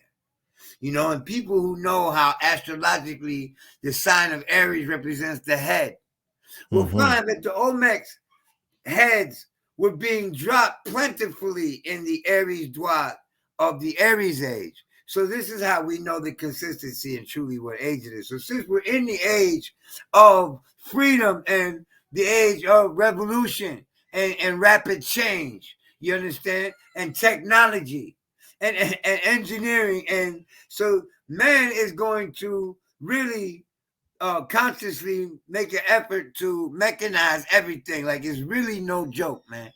Okay, you Yep. first of all, you need to understand this. The technology that we're using, the cell phones that we're using, the internet that we're using is way more than 60 years old. Right. They was using this shit in the Cold War long. Right. That's a military apparatus. Yeah, that's right. And they So made it I'm gonna commercial. let y'all know y'all was plugged in as soon as you got on the internet. Facts. Yeah, you in it. You in the matrix. For facts. Yeah. Because I discovered, man, you know how you do a search on the internet? I did one of that for myself, right? Okay. What you And find? here I am all this time using a pen name. And they got them connected online like it ain't shit. Right. Like, nigga, we know. Yeah, right. And I'm like, wow, I have never plugged that name in there. How did they make that connection? You know? Right.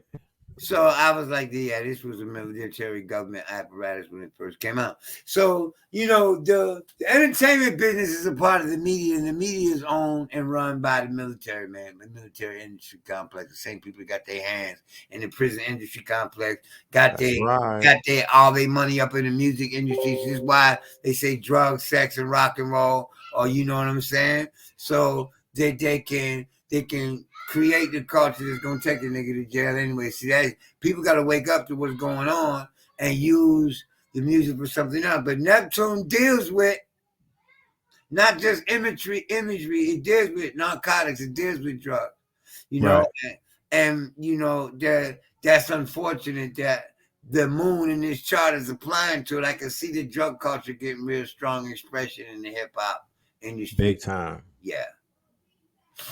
Big time. So what we're gonna do right now, my brother, and I want to say thank you so much for this thorough breakdown, this masterclass right here on the culture. You know, on the culture. This is a birthday present to the culture. You know, we giving back by decoding and breaking it down and giving the fifth pillar of hip hop, which is the master degrees. You know what I mean? The cipher, the build, like what we doing right now. So I want to give the audience who's in the building. We got the chat is popping. It's a lot of conversations going on. I want to know if anybody in the building has any questions for the God AKHU, and we're gonna ask a few questions, and then we're gonna get up out of here. So if anybody has any questions, make sure to go ahead and ask them. And while we wait for the questions to come, we are going to go to this commercial real quick.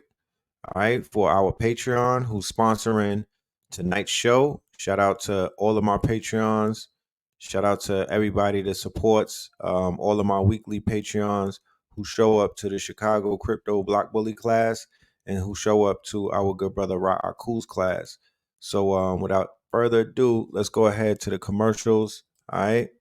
Make sure that you sign up for the Patreon and get access to these powerful 4-week classes.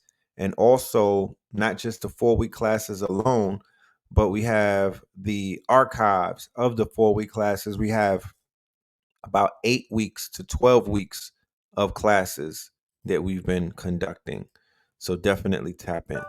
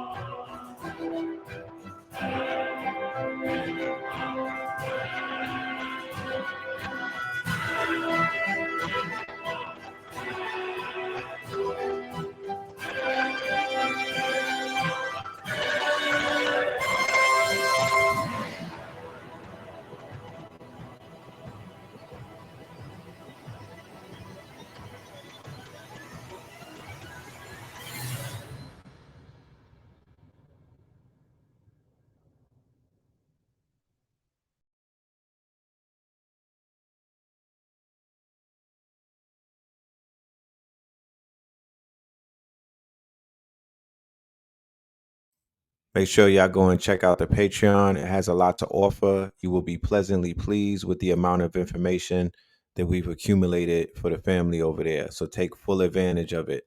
All right. So we got questions in the building. We do have questions, and I'm gonna bring Ra'akul back in the building. Just let me know when you're ready, Ra'akul, and we're gonna go ahead and we're gonna field these questions. You said that hip hop birthed Afro beats. Did a bird fly? I mean, that's a retort. That's of course it birthed it. It birthed reggaeton. It birthed Afro beats. It birthed everything that sounds like it because none of that exists before it. Fela Kuti, he brought about Afro beats to a degree, but the Afro beats that you hear now from Burna Boy and Wizkid and Tim, yeah, that's hip hop. That's African hip hop. Okay. Let's go ahead and ask the first question. All right. The first question that we have, I'm a Scorpio and my date of birth is November the 9th, 94. My life path is a 7. Do I associate a lot more towards the 5% nation of gods, or how would you describe that? Okay, before I answer that question, I want to say something. Yes. The fact that the moon is sitting on top of Saturn and Cancer, right? My whiz hit me to this shit. She said, Cancer is the women and Saturn is the boss, and just like I'm ad libbing this, right? Yeah. The Saturn deals with the reputation of women, and it does say boss women. Women are dominating hip hop right now. Yeah, they bossed up. Yeah.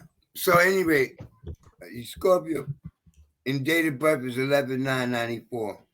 Right. He want to know if that 7 that he got is that shit associated more with the I'm not. 5%. I don't talk about numerology because I don't know it. Right. I'm an astrologer. Period. Point blank, and that's all. No, nothing. No additives. Right. No mixing with anything else. Strictly. I don't know Right. about. That's King Simon. That's my nigga King Simon round. Right. The numerologist. We get you that reading though. I got my good brother Malik Deshawn. We got King Simon and a few others. Was Pac and Biggie the sacrificial pillars of hip hop? Is that a question for me? I know that this whole listen, in the 90s into the 2000s, remember that Malcolm X t-shirts and the Martin Luther King t-shirts? Yeah. The X hats and all of that shit. Yeah, that little thing came out, and the year after that fashion statement came out, Tupac and Biggie got killed, in the following years, right after that whole trend. You understand? Right. I used to sell these t-shirts from coast to coast. Right. So it was not just a thing. We used to go from state to state vending. We damn sure did. It wasn't a New York thing. Yeah. It was all over the highway place. Marauders. Yes. Yeah, all over. Exactly, God.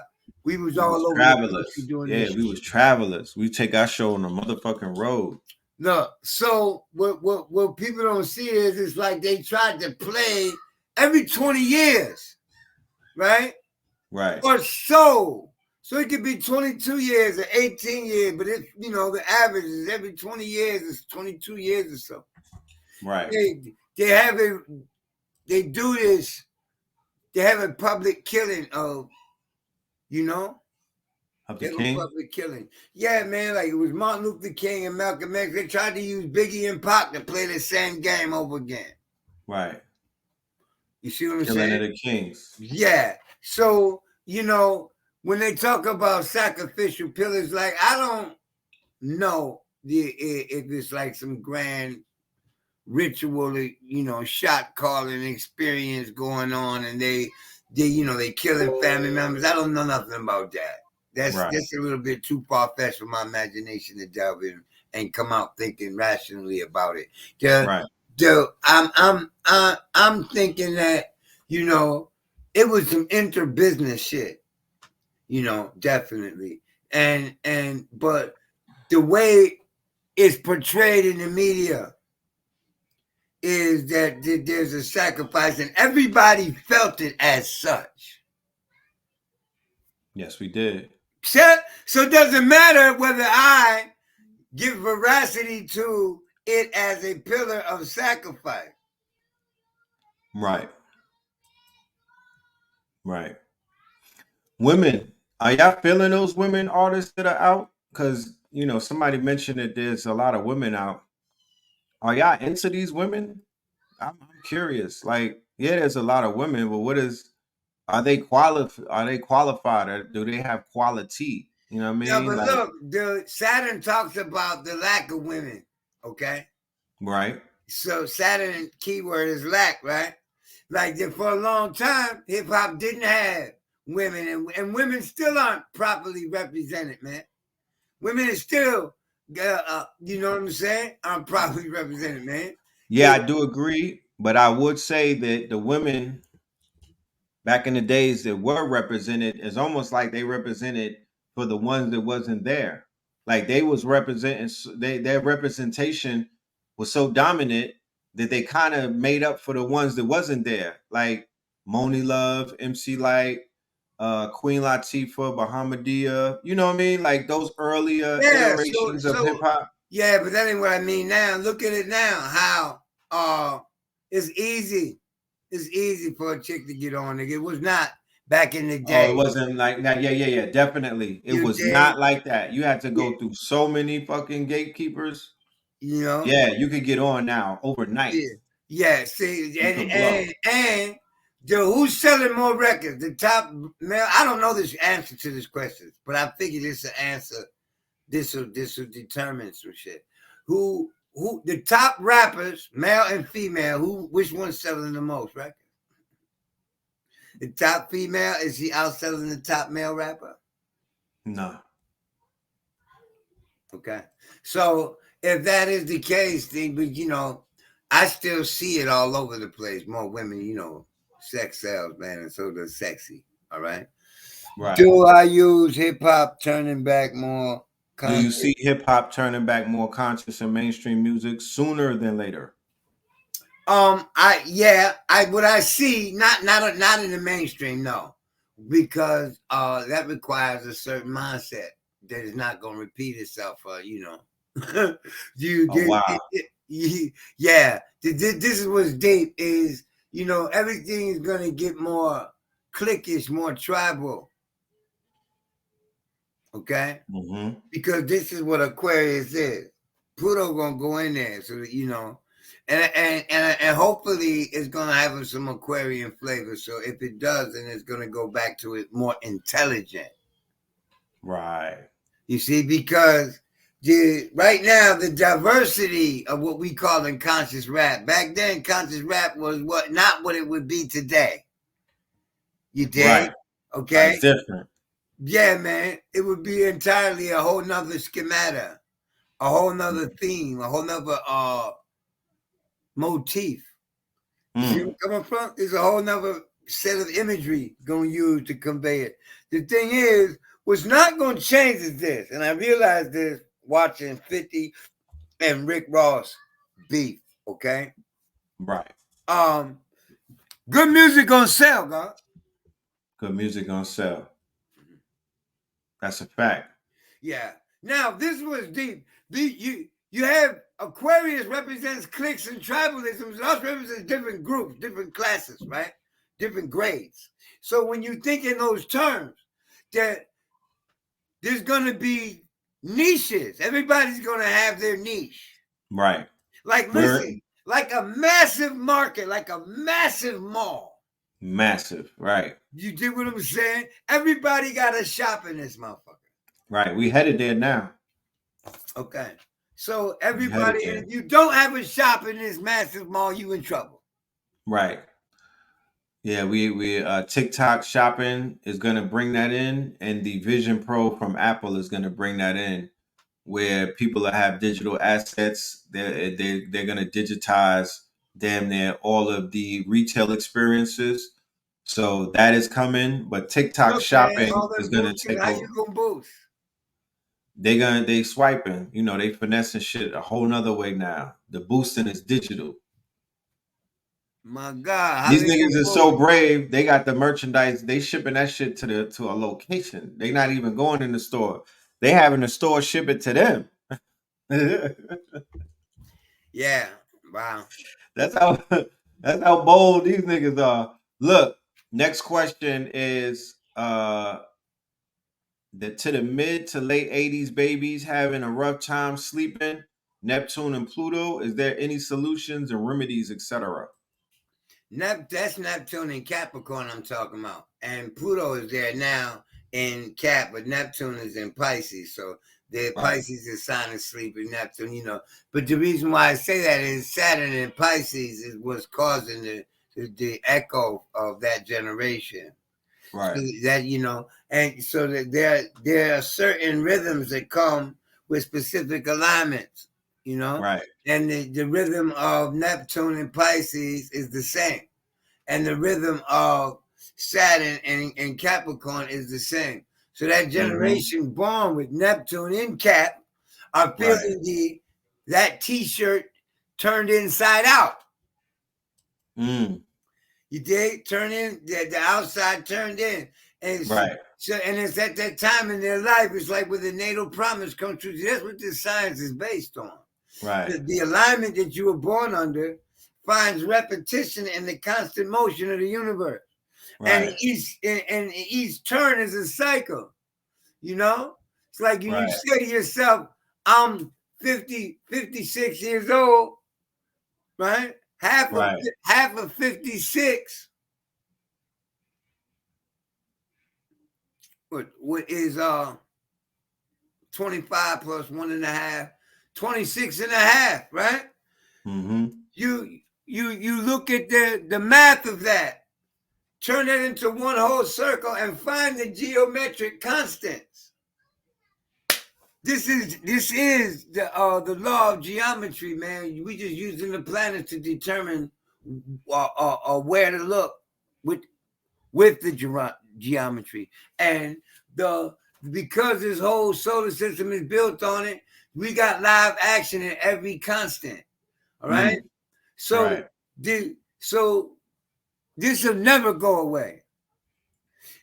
Astrology, hip hop will get more conscious when the people get more conscious. Right. And because of the way it's going to be distributed, independently. It's not going to be hard to distribute independently because good shit sells itself. That's what I was getting at when I said good music is going to sell itself. You see, you're going to have self-made stars or self-made groups.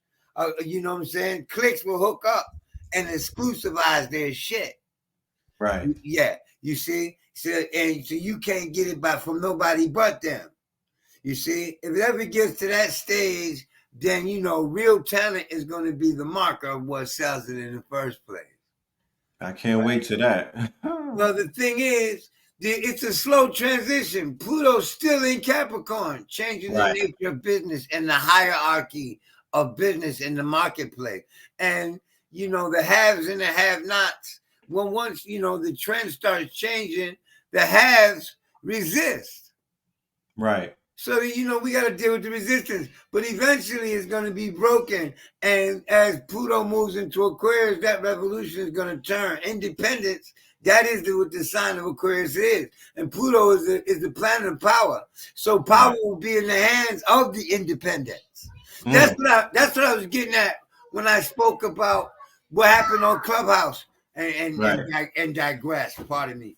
What it was is that a group of people that didn't like these industry niggas, these industry niggas, gatekeepers. Yeah, they said, man, we can start our own group. And shit, the gatekeepers needed the crowd because they were looking for talent, acting on stylish and extraordinary. They was like, man, we can do this shit ourselves. We don't even need y'all. Right. They did get stunted on. I remember that. They got pushed out. So the same thing is going to be going on here. Even licensing people make an album with Michael Jackson and what have you, like that shit here. Right. There isn't when it comes to art, there's nothing better than the real thing. Anywhere in the world, you see? This is a part of human nature. The authentic original is always the most desired, right? Right. So then that leads us to infer that, so what, nigga, this you got some AI music with Michael Jackson on your record. That ain't the real Michael Jackson. Right. You see, and anywhere you go on the planet, people require the genuine. They require the authentic. You see, I don't give a fuck with your culture, your religion, your age, right, man. You want the real schmeal, nigga, the real deal. You know, and whoever you are, whatever right, country you from, however tall or short, whatever your gender is or preference, like this is the real deal. So, therefore, the conscious people will get their conscious rap because the conscious rappers are gonna have a market for their shit. Right. Okay, and they're gonna have a way to give access to the people who want it. So you get everything you want right now anyway. You do. See, and conscious rap ain't gone nowhere. I heard some youngins spit some shit. I'm like, God damn, man! I said this shit sound like where we was going in the 2 grands in the 90s. Right. But they still understand. You know, this is what really gets it. And I understand it, man. I understand it so terribly, man. You know, in the 70s, I saw exchange students from Africa, Libya, and Nigeria, and Saudi Arabia, okay? Mm-hmm. Iran and India. I mean, all over it, right? Right. Muslims and Jews and all kinds of folk, Chinese niggas and Japanese people, right? And all of those people got their degrees in engineering and biogenetics and medicine and went right back to their country. Right. Hell yeah. Yep. Or they stayed here and opened up clinics and opened up businesses, and we look at them as the immigrant merchants and doctors and blah blah blah. Okay, those generations. People don't get their shit in order, right, and start educating their children as to how to be engineers and doctors and scientists. You dig? I do celebrate hip hop, but this needs to be said, God. Everybody wants to be a fucking rapper, man. How many of y'all niggas want to do engineering? I know several foreigners that come over here and learn engineering, and in the last 30 years that I'm looking at in hindsight, they went back to their country, yes, and they developed the fuck out of it. Right. Okay? So, you know, look at how Akon built a whole little country by itself, man. Right. Off of some hip-hop beats. Right. That's an empire built for real. We need to be thinking like that. Right. You know, when people say, you know, black power, black business, and black empowerment, nigga, you ain't black, you ain't empowering shit if you ain't educating the youth to be able to compete on a scale that, you know, real power moves are being made on. Right. You know. So let's go to this next question. That's what I want to get at. Yes, sir. Neptune will enter Aries in 2025.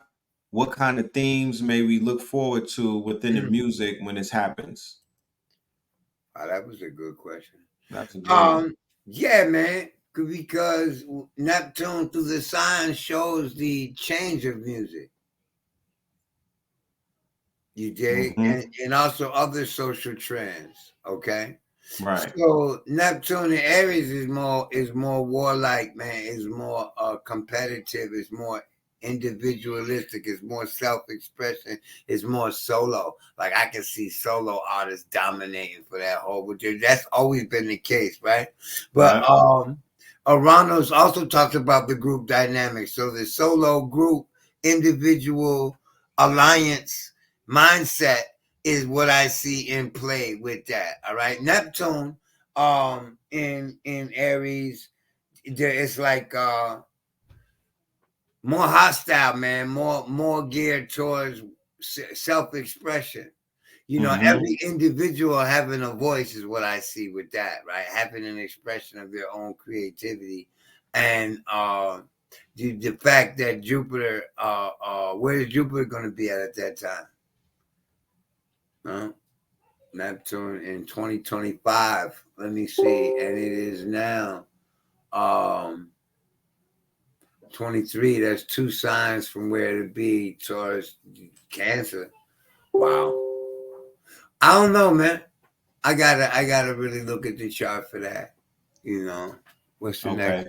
What's the next? The next one is, what's the significance if your ascendant conjuncts the progress ascendant in hip hop chart? The fact it's like an echo, okay? It's like really that doesn't really happen a lot. It happened that can't happen. You have to be 360 years old. That's what I gotta say. Right. Yeah, you have to be 360 years old. But then hold on a second. Oh, no. That's not true. Every year, using my method, every year your ascendant comes to the ascendant. The ascendant deals with personal things, personal matters, the things that affect you personally, personal experience, personal desires, personal. You see? These things are things that you take personally and things that you personally seek to assert. So, and it deals with your person. So understand your person as opposed to yourself. Your avatar, that's your person. So then it comes right before you, right? You know, so things, let's say your ascendant sign is Pisces. Okay. Then sleep or deceit, whatever planetary expression is has affinity with your ascendant. The ascendant is a numerical degree. So there's different types of ascendants, you know. Right. But the significance of it is that it's like a full revolution. You understand? But like a perfect 50-year cycle. Right. Every year at 12 noon, the same sign ain't rising. You do what I mean? Every day at 12 noon, the same degree is not rising. It's a different degree every day. You understand? So the fact that it concurs, that the solar return chart, the 50 full years returns to hip hop's ascendant, because every solar return chart is not going to have the same ascendant. Right. You see? It's not going to, for example, the solar return chart for my 18th year had Scorpio rising, but I was born with Cancer rising.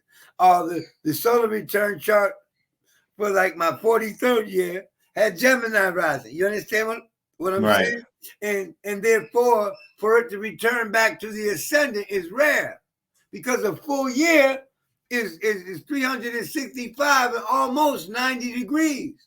It varies every year. It's a floating decimal, So the significance of it is that it truly returned to its own place. And that's what made me say that. Then it should return home. And what I mean is its own roots, its own intention, it should be used the same way, because good music is going to sell its motherfucking self. That's a fact. There's nothing that can really stop it. That's a factory. Can't stop good music, y'all. Don't try it. I've never seen it happen. All right, let's go to the next one. We got 2 more and then we out of here. What can Ra say about a Sag woman, Cancer moon, and Aquarius rising? You have unorthodox interests, and you pretty spontaneous in the way you go about things, right? Sag sun, she said. What was it? Sag sun. That would put her. I wonder if she's the eldest child. Okay, and she's gonna keep. She's a knowledge pursuer. She pursues knowledge with an unquenchable sense, insatiable sense of desire for the pursuit of it. You know, right? And she's an exploratory as hell. Okay, so this person loves to explore, and I forget the other coordinate, so I'm throwing off. Cancer moon and Aquarius rising. Cancer moon, he's a big crybaby, okay? But you always have family support or a strong inclination to engage in traditional family attachments. Okay, strong inclination, strong attachment to the mother and the women in the family, and the need for to own their own property, their own real estate. Okay, the desire for that is always strong with the moon in Cancer. And these are some big crybabies, boy. People crying is therapeutic for them. Right. Overprotective of loved ones too, man, of everybody they love. Okay. Right. Yeah. Cancer. Last question. Virgo rising, Scorpio sun, and Cancer moon. This is Patricia. She Same want to thing know. about Cancer moon. That's only a repeat. Ain't nothing different about that. Yeah. And Scorpio rising, though, they put that Cancer moon in the 9th place. Okay. So Yeah. a desire for a home, for a boat, to travel in a boat, or a home close to the water, or a home with a boat on the water. Right. Yeah. And this person has to gets over emotional, okay? And whether they display it or not is not the issue with emotionality. To have the emotion is the issue. And because it can't Cancer in the 9th place, all right? Yeah, to live in a remote place is what that says to me right off the top. Right? Scorpio risers need to learn how to forgive themselves. If they learn how to forgive themselves, right, they can forgive others. And when they say, "Oh, I forgive others," you don't. You sweep that shit under the rug until the next time a motherfucker violate. You bring that shit right back up, like, you know what I'm saying, like just like last time, motherfucker. So if you forgive yourself for being vulnerable, see, that's what Scorpio can't forgive themselves for. God damn, I let this nigga in. I ignored that red flag. I was so naive. I was so fucking stupid. No, forgive yourself. You were naive. You didn't know. Your intentions was pure. This motherfucker don't deserve you. Get it on with it. And you can thank that person, because now you can tell him, that they've enlightened you to exactly what the fuck you don't need. Right. Now you can recognize exactly what you don't need through your experience with them. And I appreciate and honor you for giving me that information. I don't have to wonder no more. I won't make a mistake like that ever again. You see? Right. The thing is, we all have these tendencies in us. So you can't blanket statement no one sign. This is for all Scorpios. This is for, unless you're talking in terms of anatomical features, okay?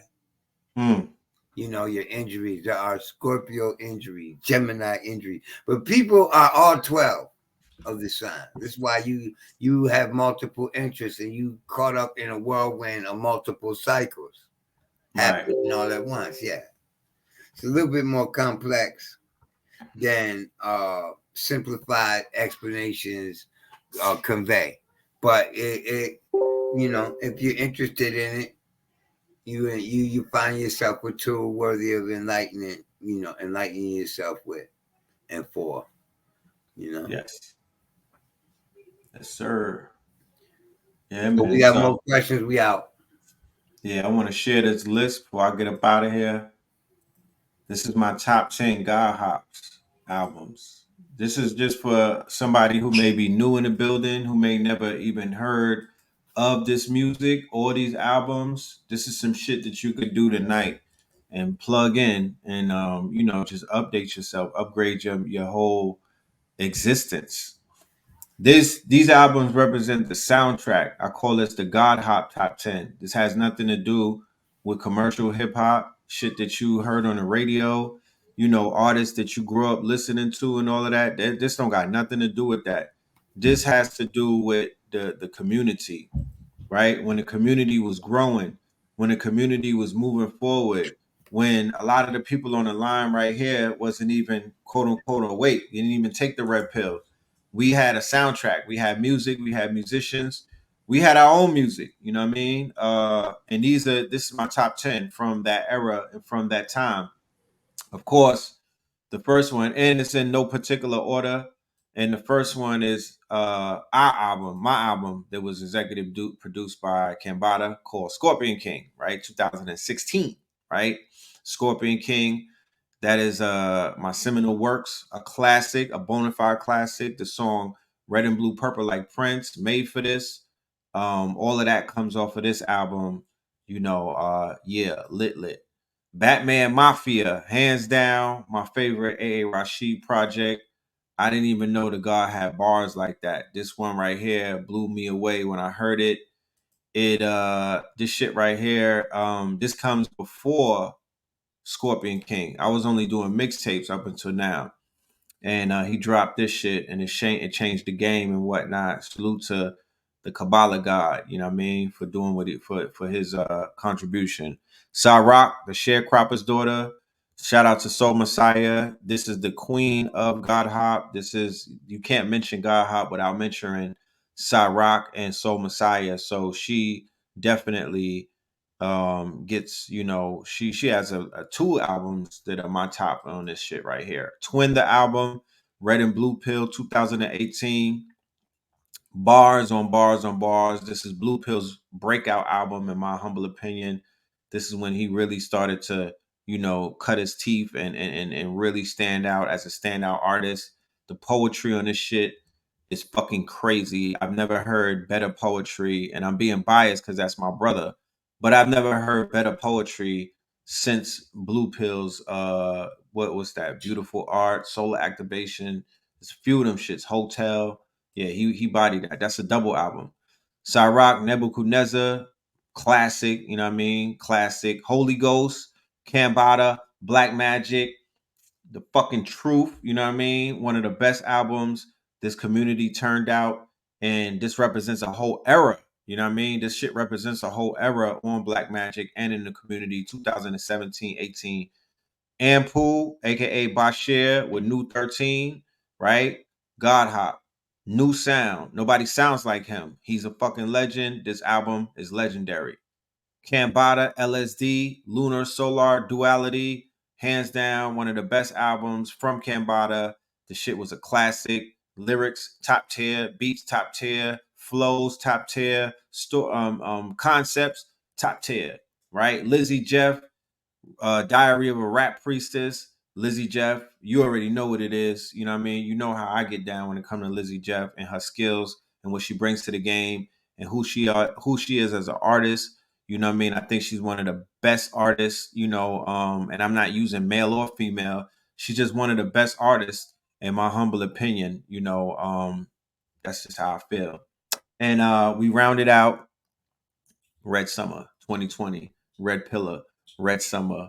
You know what I'm talking about? A fucking classic. You know what I mean? Straight like that. We really did our thing on this. Honorable mentions: United We Stand 2, Christ Consciousness by Just B and Blue Pillar. Dog Food by A.A. Rashid. Jamar Milton. There's a few other people, but those are my honorable mention. I couldn't fit more than 10, so that's my top 10. And go and check out all of those albums. I'm sure that you can find them. If they're not on a streaming platform, you can Google them. You can find them on the internet. They out there. They outside. You know what I'm saying? They outside and whatnot. But definitely check in.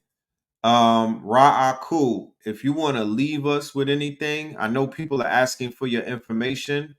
There's brothers and sisters in the audience.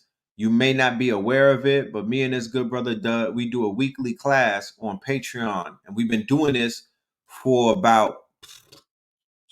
we're in our second cycle. So we did 4 weeks already. We're now on our 6th week, okay? And this is going to go up into 8 weeks. So definitely tap in. The brother is giving you the skill set so you could read the same way that he's able to read. So you could divine the same way that he's able to divine. So you could basically interpret the charts the same way that he's able. But he's giving us the keys and the clues, and it's not easy. I'm going to keep it a buck with you. Shit is challenging. It is very challenging, right? But the reward that comes with this shit is immeasurable. Okay. So if you want to really level up and master something that a master is mastered, then you want to be a part of this master class that he's given, and you want to sign up and you want to be in the building. And we're going to have AKHU leave us with a last word, and then we're going to get out of here with a song, and we'll see y'all on Melanin Monday. So is there anything you want to leave them with, AKHU, before we get out of here? I guess not. Rod untapped out. So with that being said, we're gonna leave y'all with the red opals off of this new album that we're putting forward. Rod, you want to leave us with a last word, King? I know people are asking, Rod, they're asking for your information and whatnot. You want to leave us with the last word? You there? Yeah, I'm here. All right. You hear me? Yeah, I hear you now. Yeah, okay. So, I want to let you talk, and I needed to, my children are never more than the arm's length from me, dog. So I gotta deal with them. Man, I deal with mines all day, so I already know. So so I had to get up. But at any rate, anybody that listens to me talk and has an idea about what I'm doing, I'm available. Right, but I really don't have all day to just sit back and talk to everybody I will. All right. See, so but I do samples. 5-minute samples for people that sincerely want to understand how their birthday can describe them and a little piece of their past, like the last 7 years. I can do that in 5 minutes. All right. You can call me any day between 1 p.m. and 7 p.m. and exclusively Eastern Standard Time, 1 p.m. to 7 p.m. Right at 516-881-6992. Okay, and when you call me, I would like you to have your birthday and your birth time. If you don't have your birth time, then hopefully you'll remember incidents in your youth. There may be vital hints as to what 2-hour margin of time you were born in. All right. You just call me any day. I speak to anybody between 1 p.m. and 7 p.m. Eastern Standard Time. Okay.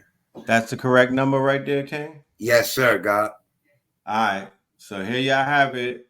Please lock this in. Be respectful to the God. He did give you the hours and whatnot. And, you don't want to get cursed out by AKHU. I'm just going to leave it at that. You know what I'm talking about? You don't want to feel that wrath. You know what I mean? So let's be respectful. The brother is giving us access to him on a daily basis. So if anybody wants to reach out, feel free to do so. And definitely make sure y'all become members of the Patreon and come pull up in the class. You know what I mean? Come and see what we doing over there and how we cooking things up. And yeah, with that being said, happy birthday to hip hop. Happy birthday to the culture. You feel me? Toast to another 50 years. You feel me? And we will be back with more information and more downloads. All right. So with that being said, y'all, we out. You dig? Peace. Up in the Dumbo, smoking a gumbo. Few blocks before green, yet up in the jungle, coconut bundles. It's history in the making. I'm popping like fish to the grease and the bacon. My bitch is Jamaican. United we stand, dividing these bands. They hide in their hands. I'm riding in vans. Up in the Dumbo, smoking a gumbo. Few blocks before green, yet up in the jungle, coconut bundles. It's history in the making. I'm popping like fish to the grease and the bacon. My bitch is Jamaican. United we stand, dividing these bands. They hide in their hands. I'm riding in vans, slide through your land. Hopping the sprinters, tore the underworld, popping the minter. Landed the turtles, I'm popping that splinter. Watching the snowfall, dropping the winter. Dodging the pitfalls, watching this bitch fall. and I still managed like Rich Paul. The paper was calling, I had to go switch calls. I spoke to my twin, I told my young boys I'd never be broken again. Invoking the gins, spitting the spirits, I'm soaking the gin. Your man's in the woods, we smoking on him. Fuck do you mean? We up it and squeeze, tuck it and leave, we leaving a stain. Fuck up for breeze, running the banks, causing a crashing. Feather the feds, Morris the fashion, horse was smashing, kicking the door. Wave on 4-4s, it was blasting. Mother the gassing, loving the passion. Eat on your food, the brother was fasting.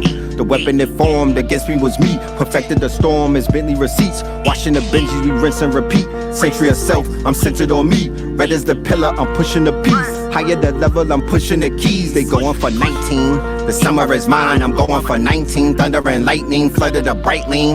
The hunger was biting,